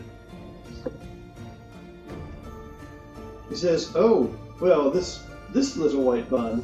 It's I can see him hopping along through the forest, and you see Pip just sort of like not walking upright like a humanoid, but just sort of like this puppet just keeps jumps from one place to another, when suddenly, from out of nowhere, you recognize what it is. It's this draconic-looking creature with a long serpentine body just swoops down, and with this almost like bug-like looking face with these long antennae and these huge, sharp, pointy teeth. It just bites down upon him. Bites. The head gets pulled off and swallowed, and the Jabberwock just flies off again. Yeah. And says, "Oh my, eaten by the Jabberwock of all things. What an unlucky fate." Good one, Pip. See, the problem with all these is we're all alone. As a group, perhaps these things don't matter. Oh, my dear. Gasps. Oh, my dear human, that's the thing. We're all alone in our final hour. That is a path that each of us must walk on alone. So we stick together and we're good, right? One might like to think so. I'm sure one could take comfort in such thoughts. And oh, what's this? A Witchlight monarch who graces us. Ooh. Oh, well, your Majesty, let us see what awaits you. And Pickles just sort of stands down with her arms crossed. It's like, yeah, show me what you got. And she's standing there on stage, and she's little Pickles holding up a giant hammer and going like, "Ah, I'm so important. I'm the Witchlight Queen." Ah. And suddenly, a castle falls on her. I am almost certain that all of that is Falling Castle. Okay, I can write that. Hey, this is all really entertaining. I'm really interested in that mechanism you have out there. That's really interesting. What does that do? Oh, that's my orrery. What's the exact name of it? Ah, yes, the Orrery of Tragedies. It's my life's work, really. I've the lightning rods that dot my land power it and enable it to show me prophecies of futures that might yet come to pass. It's truly remarkable. Pretty cool. Alright. We are adventurers, as you may have noted. Do you have any tasks that you need accomplished? Let me see here.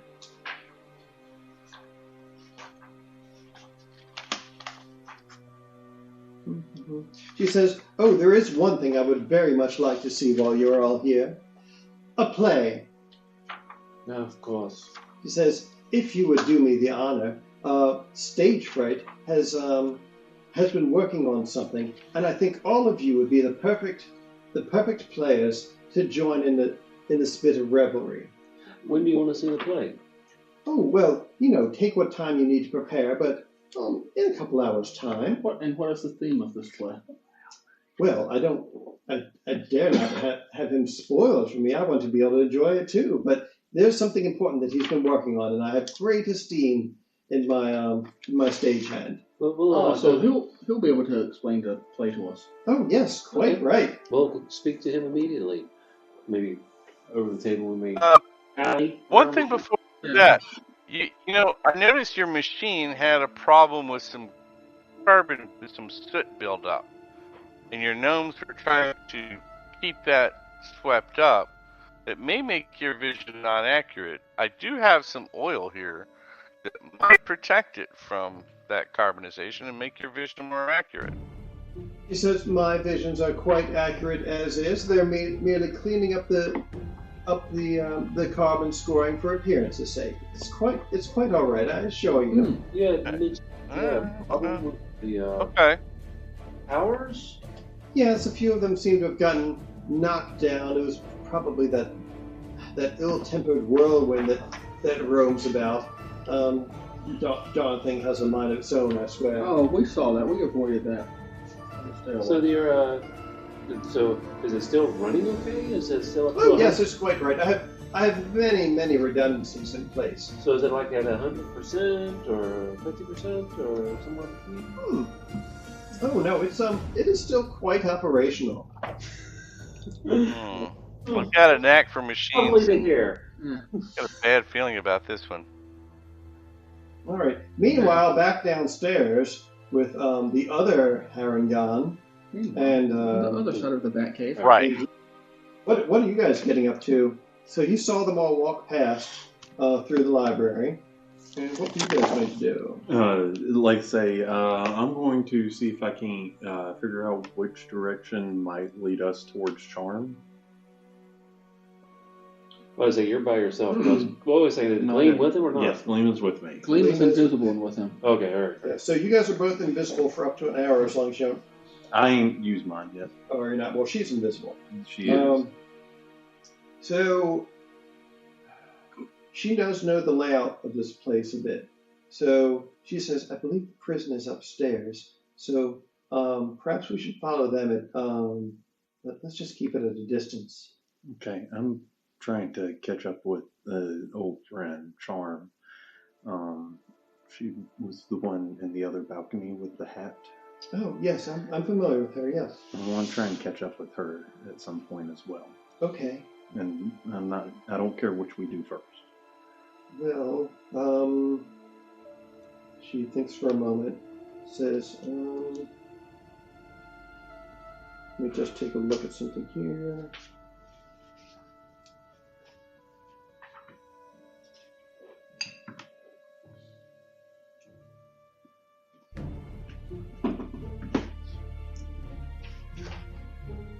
She says, I'm pretty sure the prison is further upstairs. So if we're going to look for Glister, we should probably head that way. It looked like they all must have gone into another elevator, a stairwell up that way. Okay. Right. So you guys head over in that direction after they have vanished from sight. They've got some I don't time remember to the other catch up to our ones. timeline, right? Yeah. I don't remember the other ones. They're What was it, Gleam or Glista? Who were the other ones that they were I saying? can't imagine that all Charm. that took more than like 30 minutes. Bauble Yeah. and Trinket. Sounds like Yeah. Okay. Yeah. She wants to play All right. in and out. And Gleam I is think we're looking play for. as much as She's looking possible. for her twin Yeah. sister, Glister. Okay, gotcha. Trying to get caught up. Yep. Well, because they are like they're the moon and sun. They are the ones that can cause an eclipse. Yes. Oh, yeah. those- Had no idea about that one. Yeah. I was trying to Oh, figure that's out out of like character. Never if mind. we needed a moon. I mean, like I can cause a moon. Hey, I can make a moon too. Yeah, Yeah. anybody can do it, and then eclipse. All you gotta do is kind of walk in front of it.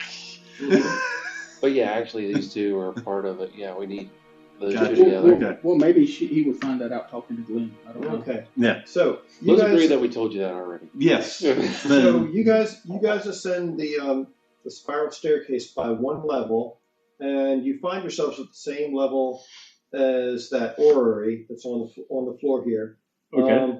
You poke your heads out. You can see that there's an upper level up above it. Like it looks like there's a catwalk enclosing it further up.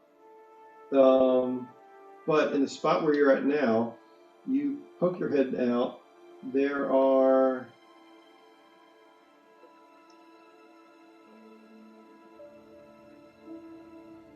several hallways that lead off. There are several hallways that lead off from this thing. I don't know which side I'm looking at. I'm still downstairs. Sorry. Let me zoom the map over where you are. There we are. Sorry. So there's a hallway up here, and you can kind of hear some. It's faint, but you can hear the sound of conversation up in this direction. It sounds like your friends. Okay, not the way. There's a doorway over here. There's several goblins in this room that are busy sweeping up what looks like carbon scoring and other stuff. There's another door over here, and then there's a long hallway here that ends in another door. So this is the first floor up. You believe that this might have been the level that you saw them on. So it's possible that they're through one of these other hallways. And then there's also, in this direction over here, there's a featureless door that is flanked by what looks like a couple suits of rusted armor. I'm going to try this one. Mm-hmm. That's that one. Okay. So you head over that way. The door's not locked. You poke your head in, and you can see. It looks like it's a theater box. So there's this is one of the two stone balconies on the lower level that are they're fringed with thick drapes of musty velvet trimmed with black lace, and the black marble railing is decorated with leering alabaster masts.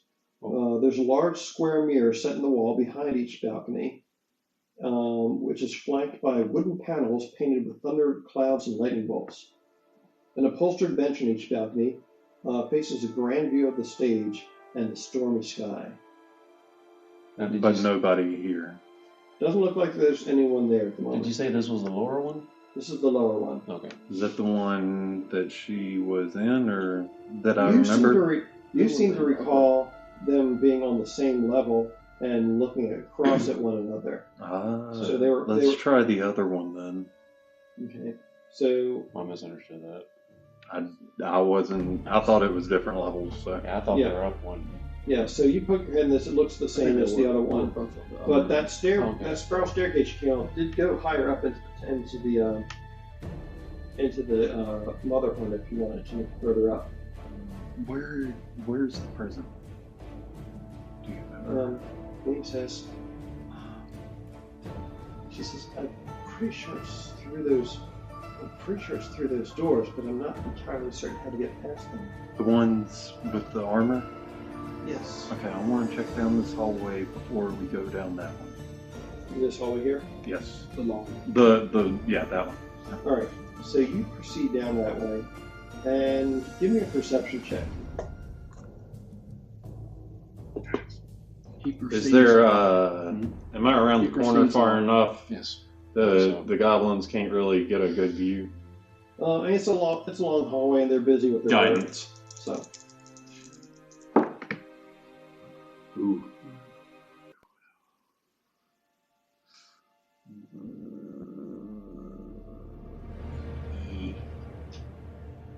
$19?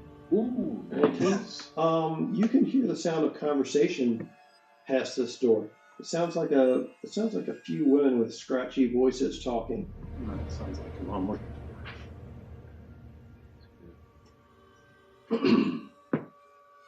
Okay. Just a moment. Who is it? Wexley. Wexley? Kittygram. Wexley. The door swings inward, and you see that this tower contains a sparsely furnished guest room attached to a stony balcony. The door connecting them swings back and forth in the wind, and looking past them, you can see that there's an enormous flying balloon made from a bulging rain cloud that is tethered to the balcony's battlements. So do we all need to leave the room? No.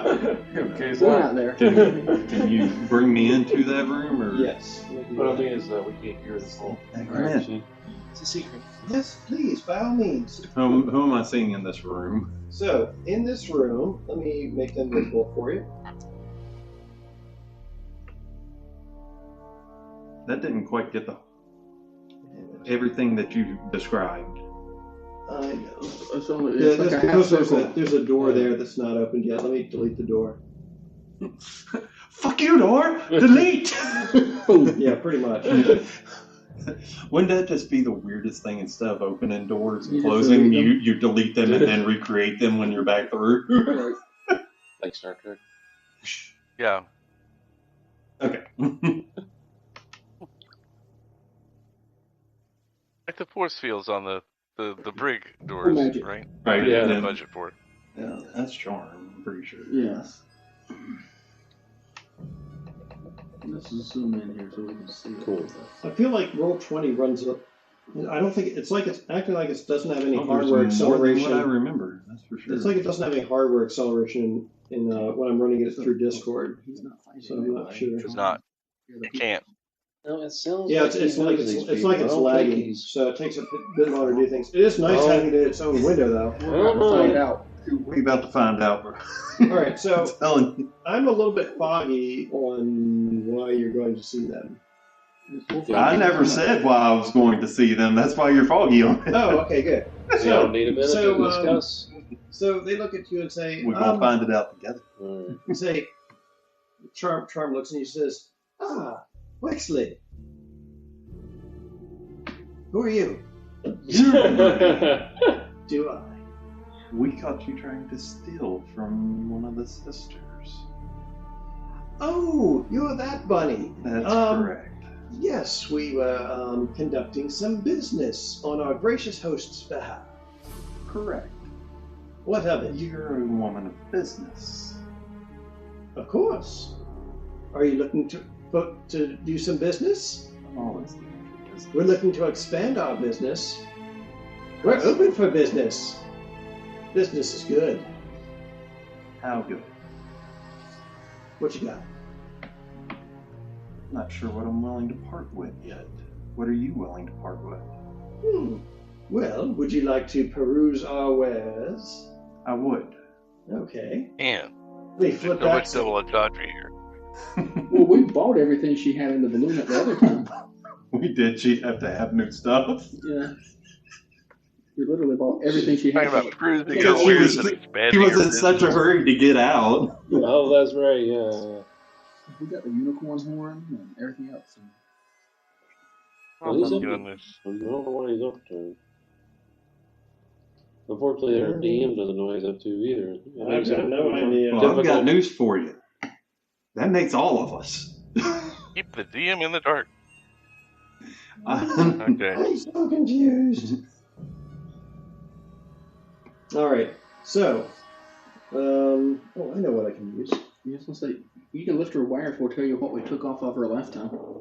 I've got another idea. Let me go to the NPC's notes chapter and scroll up a lot. Scroll more. Scroll so much more. More scrolling. More scrolling. So you're looking for a trinket, right? Many things. Can't remember if it was Trinket or Bob. Yeah, It was that's one it. of them. No, it doesn't. Well, they're There's probably one. one- Okay, I scrolled all the way. Why- Are they both in here? They're in the room. Okay. I don't know which one's which. But... Okay. You want to see? Looking for them though yet. Hey, I'm gonna take my dog outside. I'll be right back. Okay. Alright. I'm scrolling as hard as I can. Oh, here it goes. All right, so she has a number of things in here, some of which it looks like you may have seen some of these items before. Some of this is interesting. I could have swore that we bought literally everything that you had last time. Yes, well, I had to see my dealer and resupply after that. I can't exactly go running a shop of bare shelves. Does this look like the exact same stuff that we got? It does not. No, However, it some of doesn't. this stuff does look somewhat familiar to you. Okay. You see, she's got what looks like a perfume. She's got a couple perfume bottles here. Mm-hmm. One of which looks like it has a kind of greenish brownish perfume in it. Mm-hmm. Is labeled eau de toilette, not eau de toilette, but eau de toilette. Yes. Toilet. I remember that. Yep. She's got another one that says it looks like she's applied another label over top of the original that says nymph juice. Let's see. What else she got?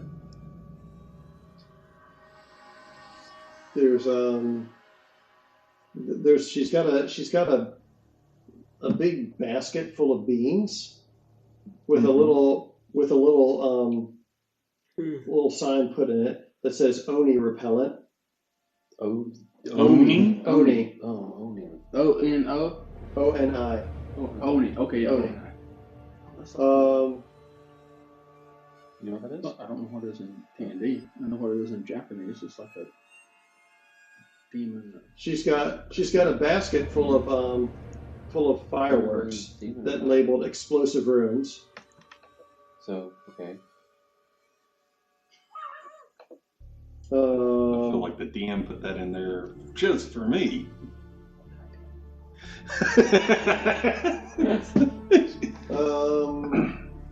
Okay, gotcha. She's got several jars of a substance labeled fairy grease. Fairy grease. Fairy grease.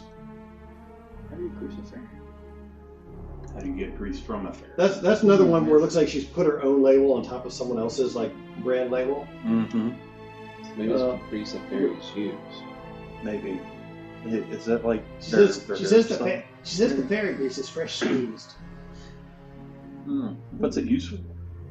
Oh, you apply it and it gives you a sort of youthful, useful translucence to your skin. I don't believe I'll need that. Well, it might work on you if you want to go for that sort of slick look.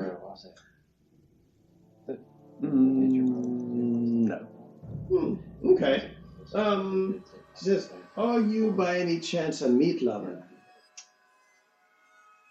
Mr. Bunny?" On occasion. On occasion, that's terrifying.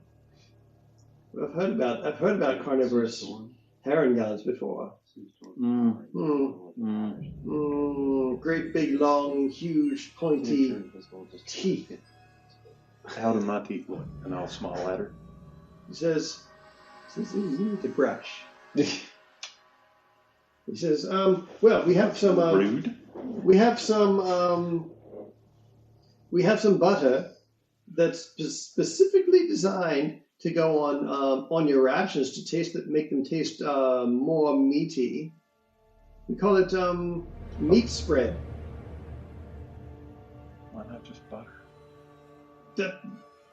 That may have been trademarked by another establishment. You know what? So you notice that she's got labels over top of most of this stuff. Would you like to try and make a sleight of hand check to peek under one of the labels? No. I will not question her, the authenticity of her products in front of her. However, how much do you have on the fireworks? Oh yes, I've got plenty of these explosive runes. They can be used to spell out various words and sayings. Really? Oh, and indeed. how many do you have? He says, "Oh well, I've got." She says, "I've got a total of 9." And how much do you have on them? Oh, a few gold apiece. Not a pittance, really. Wow. How much do you have for the whole lot? Oh, if you want to take them all off our hands, well, I'll cut you a deal. How about 20 gold for the lot? For everything? Well, for all the fireworks. No, for everything. What? No, I'm sorry, I wasn't very clear. No, you're not. You're like white and kind of singed and whatnot. You're decidedly not clear. That's why I was trying to interest you in the fairy grease. He's a mad rabbit. Sorry about the appearance throwing you off, by the way. Life happens, you understand. I really don't, but go on. Well, for everything here, she looks at her assistants and they're just like, and she says, 300?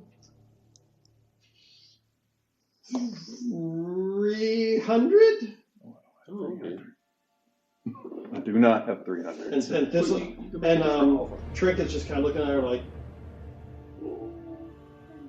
I mean, that's fair price. I wish that I could pay for all of it. However, my purse does not quite cover that much.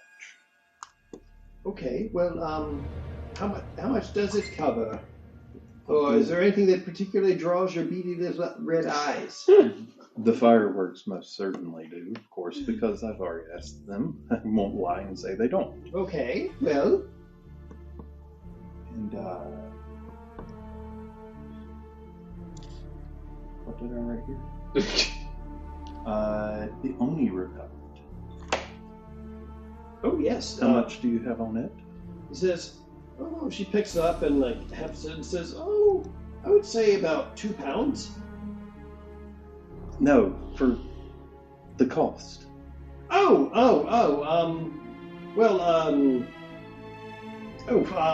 Let's say 10 gold.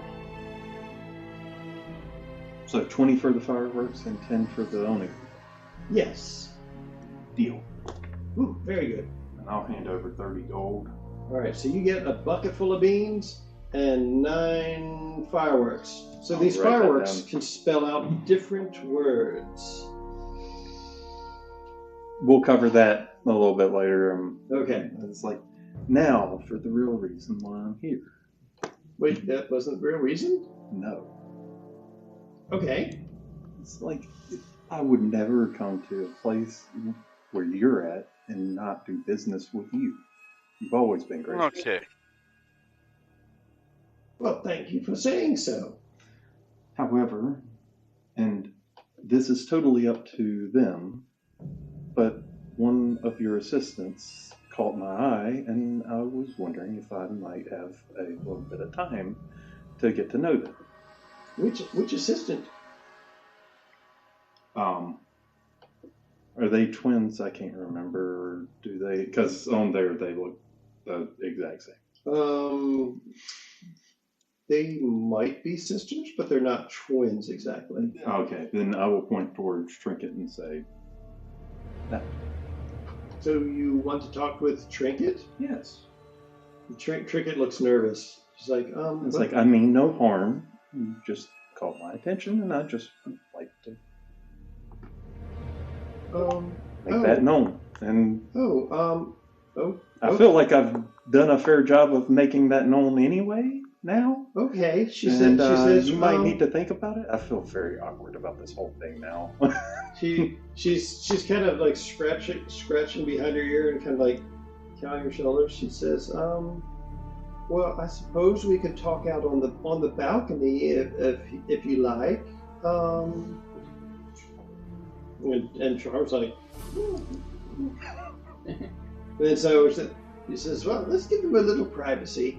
And so you head out on the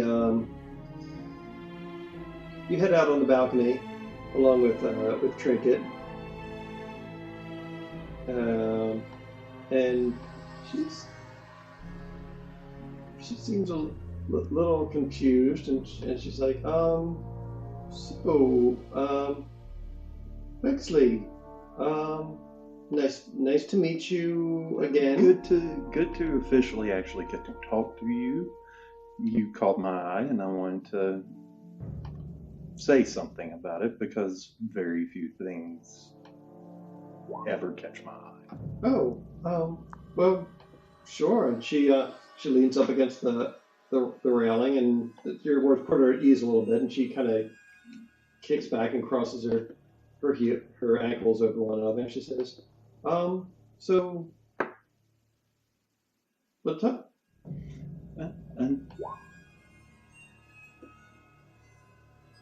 would you ever be up to going on a date? A date? Yes.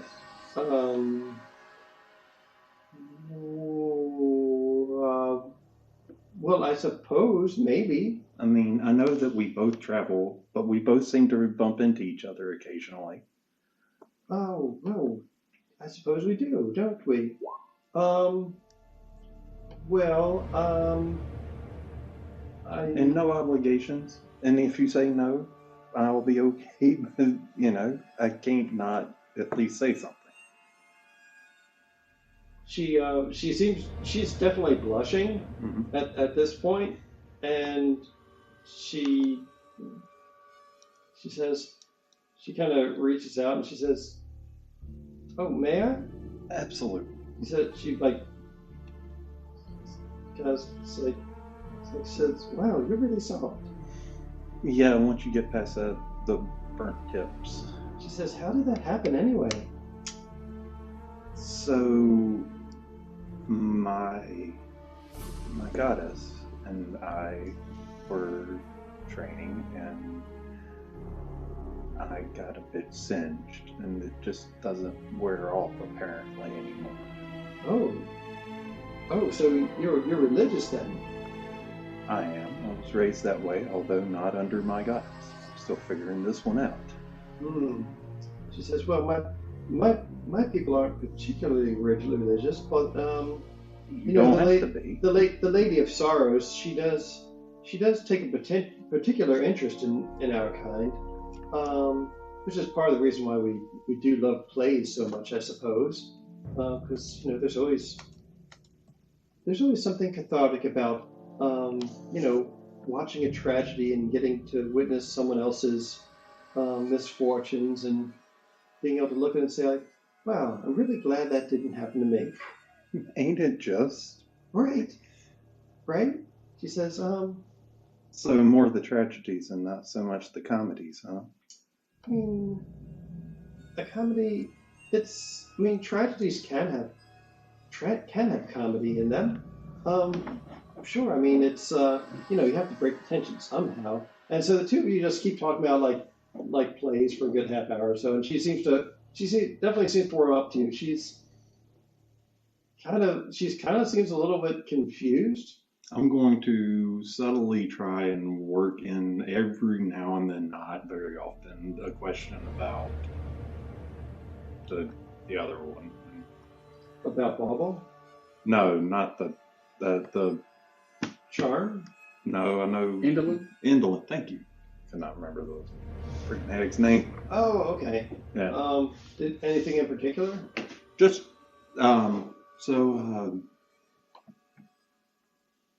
what is Indolent's deal? Like, I kind of followed my friends here, and like, to be honest, I kind of just call back up with them. I'm trying to figure out, like, where we're at here.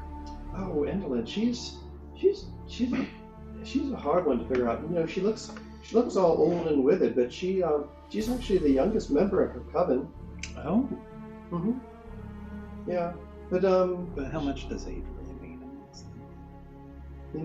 From what I understand, not really a whole lot. I kind of gathered that myself. But I mean, I guess that's something to be said. She looks dashing for her.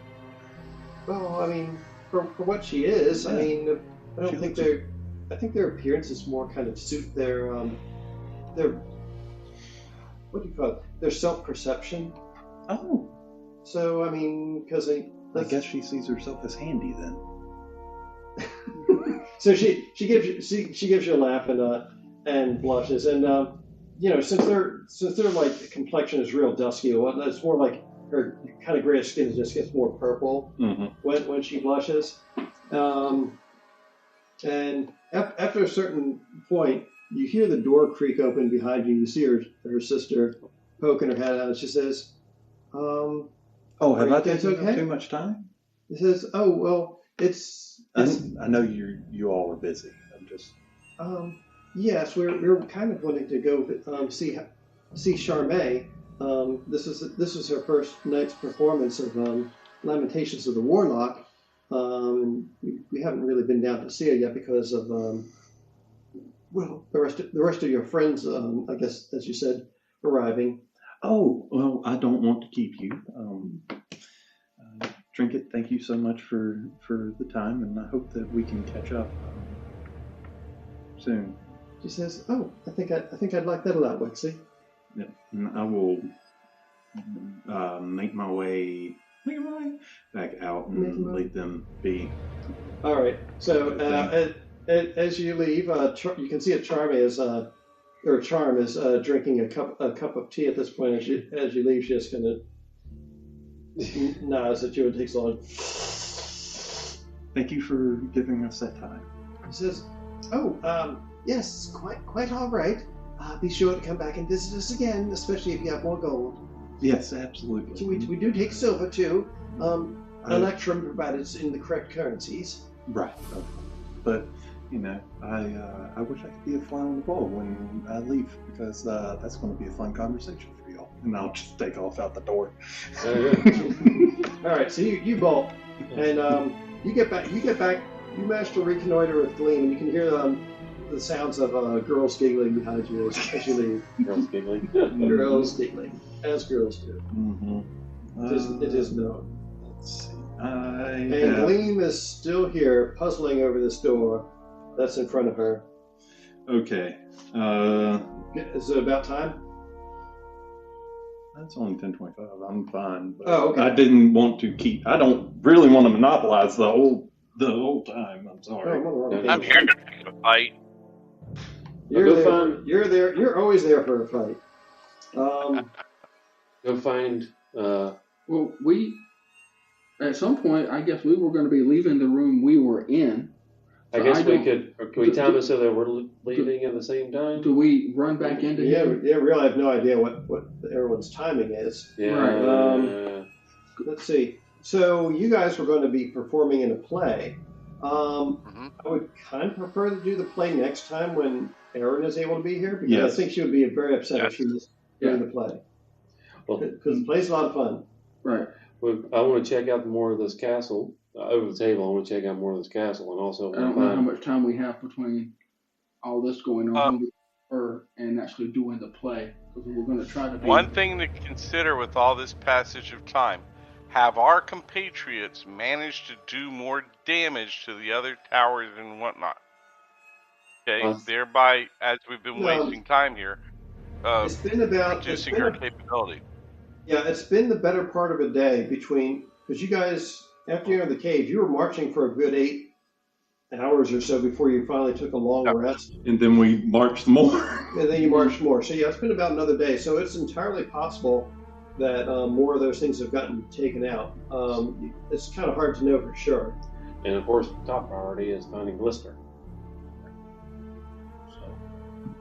That is one of the keys. Now, meanwhile, I'm kind of keeping as we pass by this machine on our way to wherever we go next, I want to keep an eye on that thing and see if it's diminished at all. If nothing else, at some point in the whole show, I'm going to come back here and destroy this thing if we have to. Okay. Oh, yeah. So, eventually you guys wrap up your...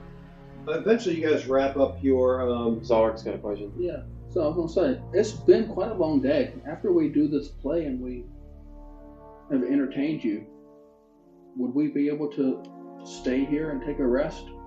Oh, perhaps we could rest before the play. She says, "Oh, why certainly. I'd be a poor host if I didn't provide accommodations for my players." Thank you. He says, "No, I don't. This isn't a hotel. I don't have separate rooms for everyone, but I'm sure we can make some accommodations for you in the actors' quarters." Thank you. That would be excellent.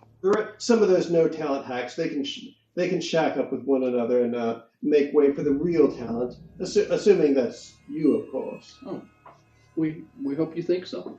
Oh, I do too. Yeah. I don't like to be disappointed. Well, she's wanting us to do this play within an hour. There's not going to be any time for us to rest beforehand. Yeah, but I think we can stretch that out a little bit. Like I was saying over the table, I like to see if we can find the listener before the play. Yep. All right, so that's where I was headed next. Yeah. So. All right, so their meeting hasn't quite ended. You used up probably a good half hour more talking with them. So there's maybe about another 20 minutes before their little meeting breaks up. In the meantime, you're sitting outside this door. There's two rusty suits of armor sized for goblins and equipped with halberds that flank a large stone door bereft of handles, hinges, or decorations.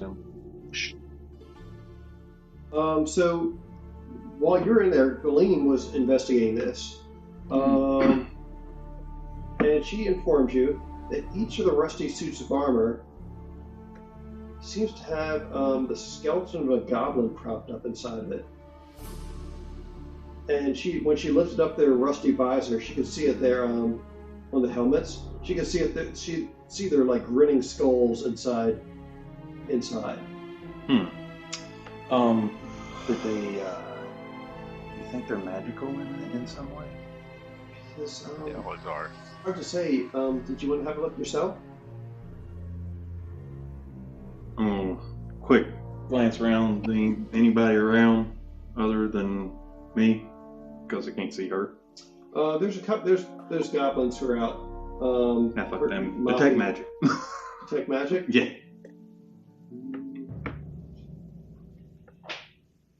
So you cast detect magic. Are you doing it as a ritual? No, I was going. I didn't want to take that much time. Okay, you're going to cast it. Okay. Yeah. So you cast it.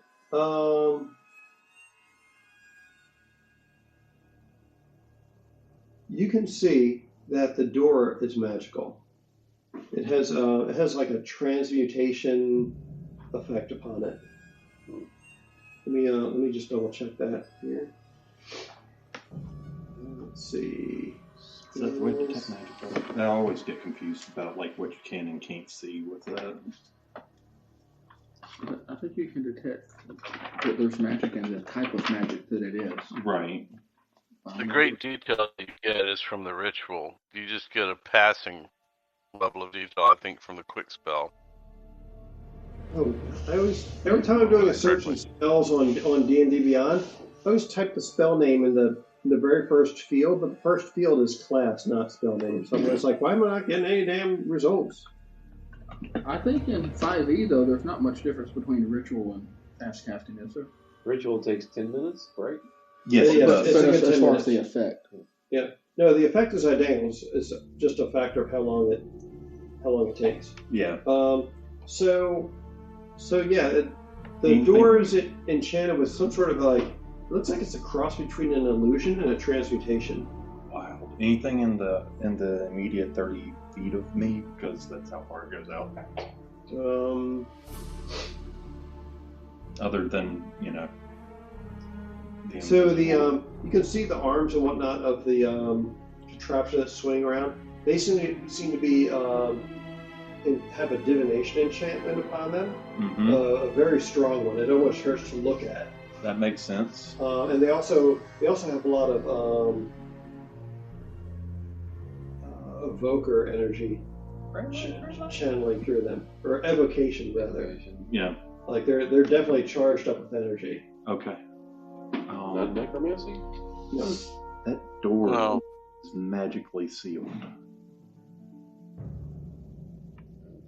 I'm talking to Gleam about it.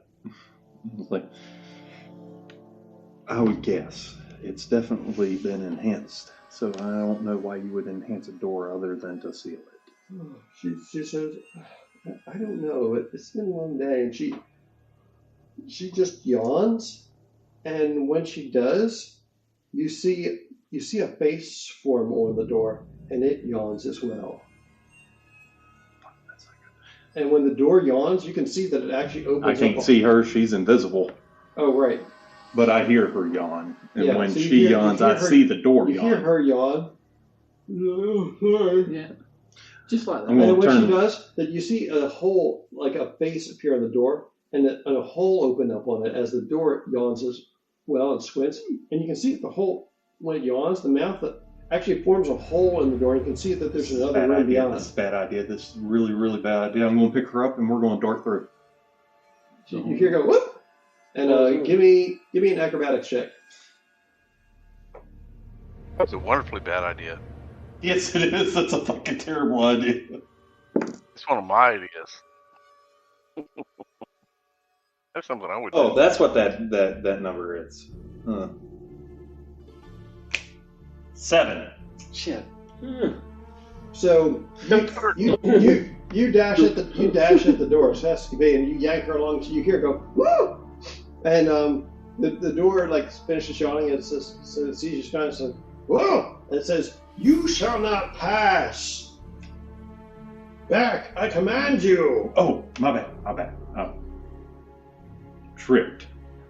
So the yawn was contagious, Yes. and the door caught it. But you could when I'm it was, glad you were here, though. You could have called me if you definitely startled me back. And he says, I know your kind. Really? You Herringons. Like all of my kind? I've seen enough to know that you're all tricks. But you said you know my kind, so that means all of it, right? Yes, sure. Why not? We'll go with that. I've never met you that was- before. So, I mean, am I the last Herringon that you're meeting? I certainly hope not. But it remains to be seen. Well, I hope not either. That would be weird.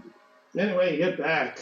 Yes, I will. Sorry to bother you. Oh, you're boring me. Stop. No, stop that. No. And it ends up yawning again. Oh, wow. Are you tired? I'm tired. You make me tired. Stop yawning. Sorry. My fault. Oh, you're top yawning. And Everybody else got Johnny. let me have Liam roll an insight check because she's still invisible. That is a 4. Plus 15? I don't think she has real high wisdom. She is not picking up what you're laying down, invisible though she may be. But she does yawn again. And she likes it. When she yawns again, the door yawns. The door yawns even. This time I'm just straight walking through like it was meant to be. All right, go, man, go. Since two of you are yawning now, you may make your acrobatics check with advantage. Oh, nice. Guidance. All right, I'll... Okay. All right. Well, we're going to take the first one. Because it was a natural 20. Okay. Plus 2, so 24. All right, so you cast yeet upon yourself and dive through the door, and as you do so, the door's like, oh, and at this point, Gleam catches on too, and she's like, and she follows. She like dives, and she's invisible. So as it's talking, it's like, oh no, what have I done? She just like whoop, jumps through as well, and you can. Please tell me they fall into a yawning chasm. Yawning chasm.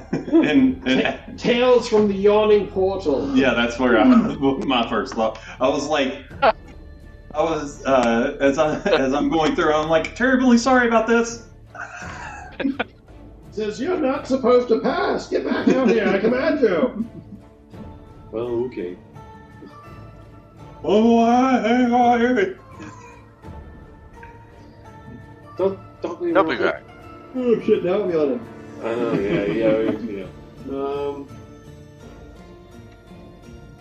Alright, so now you're in hopefully the jail area. Prison area. I feel like I've taken up way too much of this. No, keep session. going, I'm man. sorry. Keep going. Fine. I'm so sorry, guys. If you want, it's so much blood. We're probably going to break here soon. Oh, okay. But That's also why I was like, I'm sorry. I feel like I've taken up way more of this session than anybody. So you guys are in here because you can see as you're looking around the room, let me move you guys in there so you can see the room. Where is it? So you're I'm going both to in see there. what Wexley sees, even though I can't see it. Yes, we'll have to close our I eyes. mean, if I get out, Goodbye, look. I will tell you. Yeah. If I don't get out, well, that's a problem. We'll just wonder whatever happened to Wexley and Glenn. Mm-hmm. Yeah. Oh, they're in prison now. They got no way to get out. Oh, They that's broke what into that was prison. about. So, what was about? you can see in this room that there's a number of like wrought iron doors around the chamber. There's one in the north wall that's ajar, one in the west wall that's ajar, two in the south. The one in the corner is ajar. This one, however, it seems to be closed tight. And inside, you can see an elf, her face partially hidden under a sun mask. And she is curled up on a divan, reading a book while sipping wine from a thin crystal goblet. Other items in her cell include a crystal decanter of wine and a bowl of figs on a small table. I like this prison. I know. She also has a gold embroidered wall tapestry depicting a wooded elven realm and a porcelain chamber pot decorated with gold filigree. Now there's a gaming PC in here. Sounds like right at home. Sounds like one of them. Right? Sounds like one of them Trump toilets. Yeah. Mm-hmm. Yeah. I'm going to tell you about Baghdad. So yes, she's got quite the accommodations here. Yeah.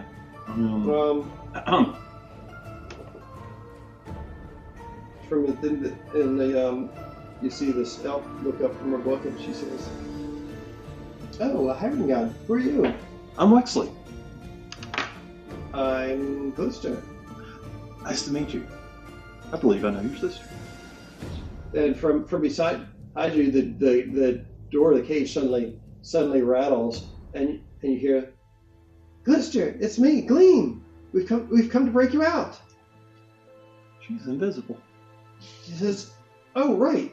She turns around and suddenly you feel yourself get slugged in the arm, and she becomes visible. Oh, she attacks you.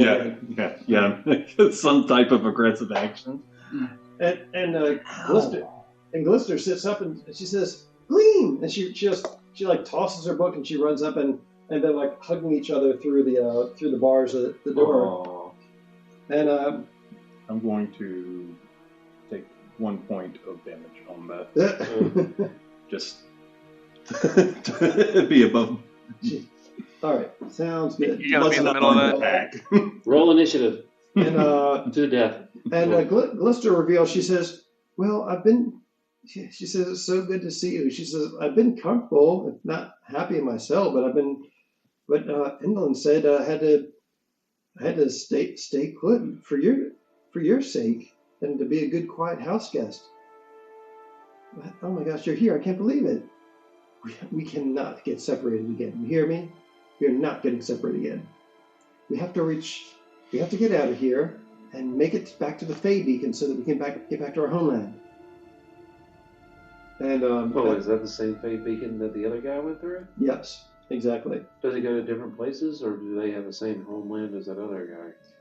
It goes to whatever plane of existence the person who activates it hails from. Mm-hmm. So Glister says, "I overheard some goblins talking about a belfry in one of the turrets. Apparently Endlin boarded up the belfry to prevent others from ringing the bell. Supposedly it's the safest way to make one's way to the House of Heart's Desire." That's what I've heard as well. He says, "Oh, well, now I feel somewhat less useful, but I did hear some other things. Apparently Endlin's lost a key and she's really upset about it. Her minions have been searching for it, but to no avail." What does the key go to? Nobody seems to know, and she won't say. I bet you it's a writing desk. But she says, getting back to the Fey Beacons though, if we can get back to them, we Gleam and I should be able to open up a portal back to the Witchlight Carnival. Ooh. That would be handy at one point. Mm-hmm. And at this point, Gleam interjects and she says, "Well, she says that's That's a good plan. I like that plan, but I still feel like we need to take Endelin down a peg. She says, and Glister nods. She says, yes, I know. She says, Endelin can be destroyed for good, but only during an eclipse. I say we create one. There's a moon prop in storage. If I were to stand behind it while wearing my sun mask, the moon would eclipse the sun, and were this configuration to occur in Endelin's presence, she would certainly know that her doom is at hand. And Gleam We tried to bring that with us. yeah, Gleam is like, oh, well, Wexley and his friends, we found the moon prop in the basement, and we hauled it up to the stage for Charmaine's performance. And she says, Charmaine, you mean Skyla? And she says, oh, is that really her name? Isn't she from the League of Malevolence? She says, she's kind of on the outs with them from what I understand, which is why she's here. Wait a second, I thought Glitter and Gleam together could make their own Eclipse. You gotta have a third body. Well, no, you just need two. To have an eclipse, there's 3 bodies. Sun, moon, and the Earth, where that you're viewing it from, or planet. Yeah. Okay. Yep. All right. Although, I don't know how you do it on a flat planet, but Hey, a disc, don't go. That's what I'm getting on at. flat This Earth. is a flat plane. It has to appear to be. Yeah. So Gleam Glister likes this planet. She's definitely enthused by the fact that you already retrieved the moon prop from the basement. She says, We didn't retrieve it. We just know where it's at. Oh, we should put it in the bag of holding, Derp. That's what we should have done. No, Gleam says, It's too big to go. Says you hold it up to the stage level with the cranes. Don't you remember? I thought it got sent back down. Yeah. He couldn't move it down. No. Needed. Oh yes, that's right. No, it's in the loading. I had to go at that point, so I was kind of just hopping all about. Yeah, where did you go anyway? The moon was left on the stage. That's left a mystery. Okay. He says, all right, well, let's see if we can't get my sister out of this cell. Well, maybe we found this How place. long does detect magic last? See how we open it. So, 10 minutes. Would his detect magic still be running that he cast earlier? Yeah. So you're looking around, and you see. We can do. By the way, I carry a portable moon. Hey.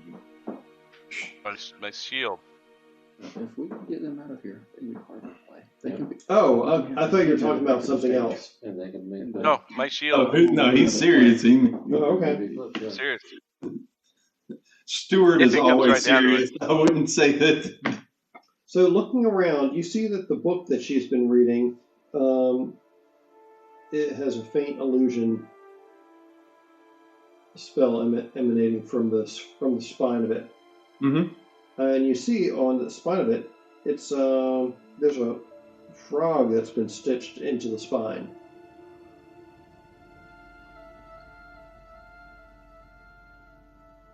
Like Illusory actual frog or like a... Yeah, an actual frog. Huh. Well, I don't know what's up with that book, but it certainly is... He says, "Oh, this?" Yeah. And you see Glister go like this. She goes, and then she like strokes the frog, and then you hear the frog go, "Tales from the Gloaming Court, Volume 8." Ribbit. Say that again? Tales from the Gloaming Court, Volume 8. Ribbit. So it says Tales from the Gloaming Court, Volume 8. Oh. Now, Valena, you remember that Tales from the Gloaming Court, that was one of the volumes that Pip had attempted to take from Scabbeth the Nightshade's library, but when he pulled it out of the bag of holding, it disintegrated into ash. So somehow this volume of it managed to make its way out of her library without getting destroyed like that one did. Something that was stolen. No. I know someone who's looking for that.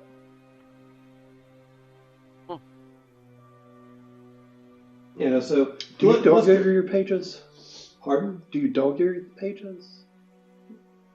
She says, not typically. It was the only thing to read, so I'm not really particularly interested. The intrigues of the glowing court are rather quite dull.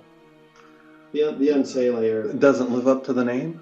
Not very intriguing? No, not really. The unseelie have an overinflated estimation of their own proclivities. Oh, no, sometimes they're all right. She just kind of does a very obvious eye roll. So how do we get you out of here? He says, "Oh, I'm quite certain it's one of those levers over there." And turning around and looking back on the long wall over here, you see a series of 4 levers, three of which are currently in the down position, and one of which is in the up position. Oh, good. I'm going to push one of them up. There are levers, therefore they will be pushed. Are we pushing levers? You push one of the ones because there's 3 down and 1 up. You push one of the ones that's down, and there's 4 in a row. Which one are you pushing back up? The one that's on the one in the middle. Okay, you push on one of the ones middle, and you hear the cell right next to you swing shut. Wrong lever! Pull the lever, Crunk! Wrong lever! That was for you, Aaron. Yes, absolutely. I will clearly pull the other one down and leave that one. You pull the one on the leftmost side down, and Glister's cell opens wide, and she comes out, and she gives the bunny a big hug. Yes. My hero. We're not out of the woods yet. No, decidedly not. We still gotta get to that door. Yep. And while you guys were in here, everyone else made their way back downstairs to the theater, whereupon you were greeted by Stage Fright, who informs you that you need to hurry because the next play is in a short amount of time, and he needs to prep you all with your lines and costumes. And that is where we will pick up next time, and hopefully Aaron will be able to join us. Yes. All right. Okay. Lots of sleuthing and stealthing. Well, the and door snooping. wanted to kick you out, so I'm going to let it. yeah, right. Yep. But yes, while they were in the prison doing their thing, Endlin and the others ended up going back. Well, Endlin went wherever she was going, while the others went back downstairs to rendezvous with Stage Fright in the theater. Excellent. We should be in pretty good shape then. I'm sorry, guys. I did not mean to monopolize the majority of that session. No, this is necessary to do that because just the first half we set up the thing and got the moon in position. Yep. Remember, that stage is going to be a gorgeous place to deliver the coup de grace. So, alright, so that's a good question. Then we're going to be on the stage doing this moon and star thing. And we're going to attack Endlin there. I mean, we're going to weaken Endlin with the moon somehow. Basically, you got to pull the eclipse thing and then just beat the ever-living hell out of her. Yeah, but there's going to be a lot. You did notice she was well pleased with the play that Skila performed, and she was so pleased with it. She actually, after applauding, she came down there to before normally do the curtain call and sort of took over the. So perhaps if you guys are able to put on a good show, she comes on down to congratulate you. That's what I'm thinking. Draw her down to the stage and then line up with the moon and the sun and everything else all at the same time. We're doing our play. She should be sitting front row. It's going to be the best play she's ever seen. No, she loves her luxury box. Though. Yes. Oh yeah. Loves you don't pay for a luxury box and not use it. Did I not instruct that box 664 was to be left open? But remember, just play to the balcony. Okay? You're not trying to do a great play, you're trying to appease the balcony. Right? Exactly. Play to the rich seats. Yes, play. Yep. Play to the hoity-toities. Roll good. All right. Well, I'm not sure All if you're still awake or not, Kelsey, but thanks No, for being able to join us. She went Thanks, out. Kelsey. Just Yeah, she posted she went out. everybody, she went off a while back, but at least she'll be on the recording. Or yeah. Well, I'm glad we're still on a plane tonight. I was Oh, worried no. we were going to have to cancel. Yay. So. Yeah. All right. I'm glad I was able to make it now. Hopefully, when I get home, Yeah, the air conditioner. there will be a AC. Yes. Good luck. All right. Yes.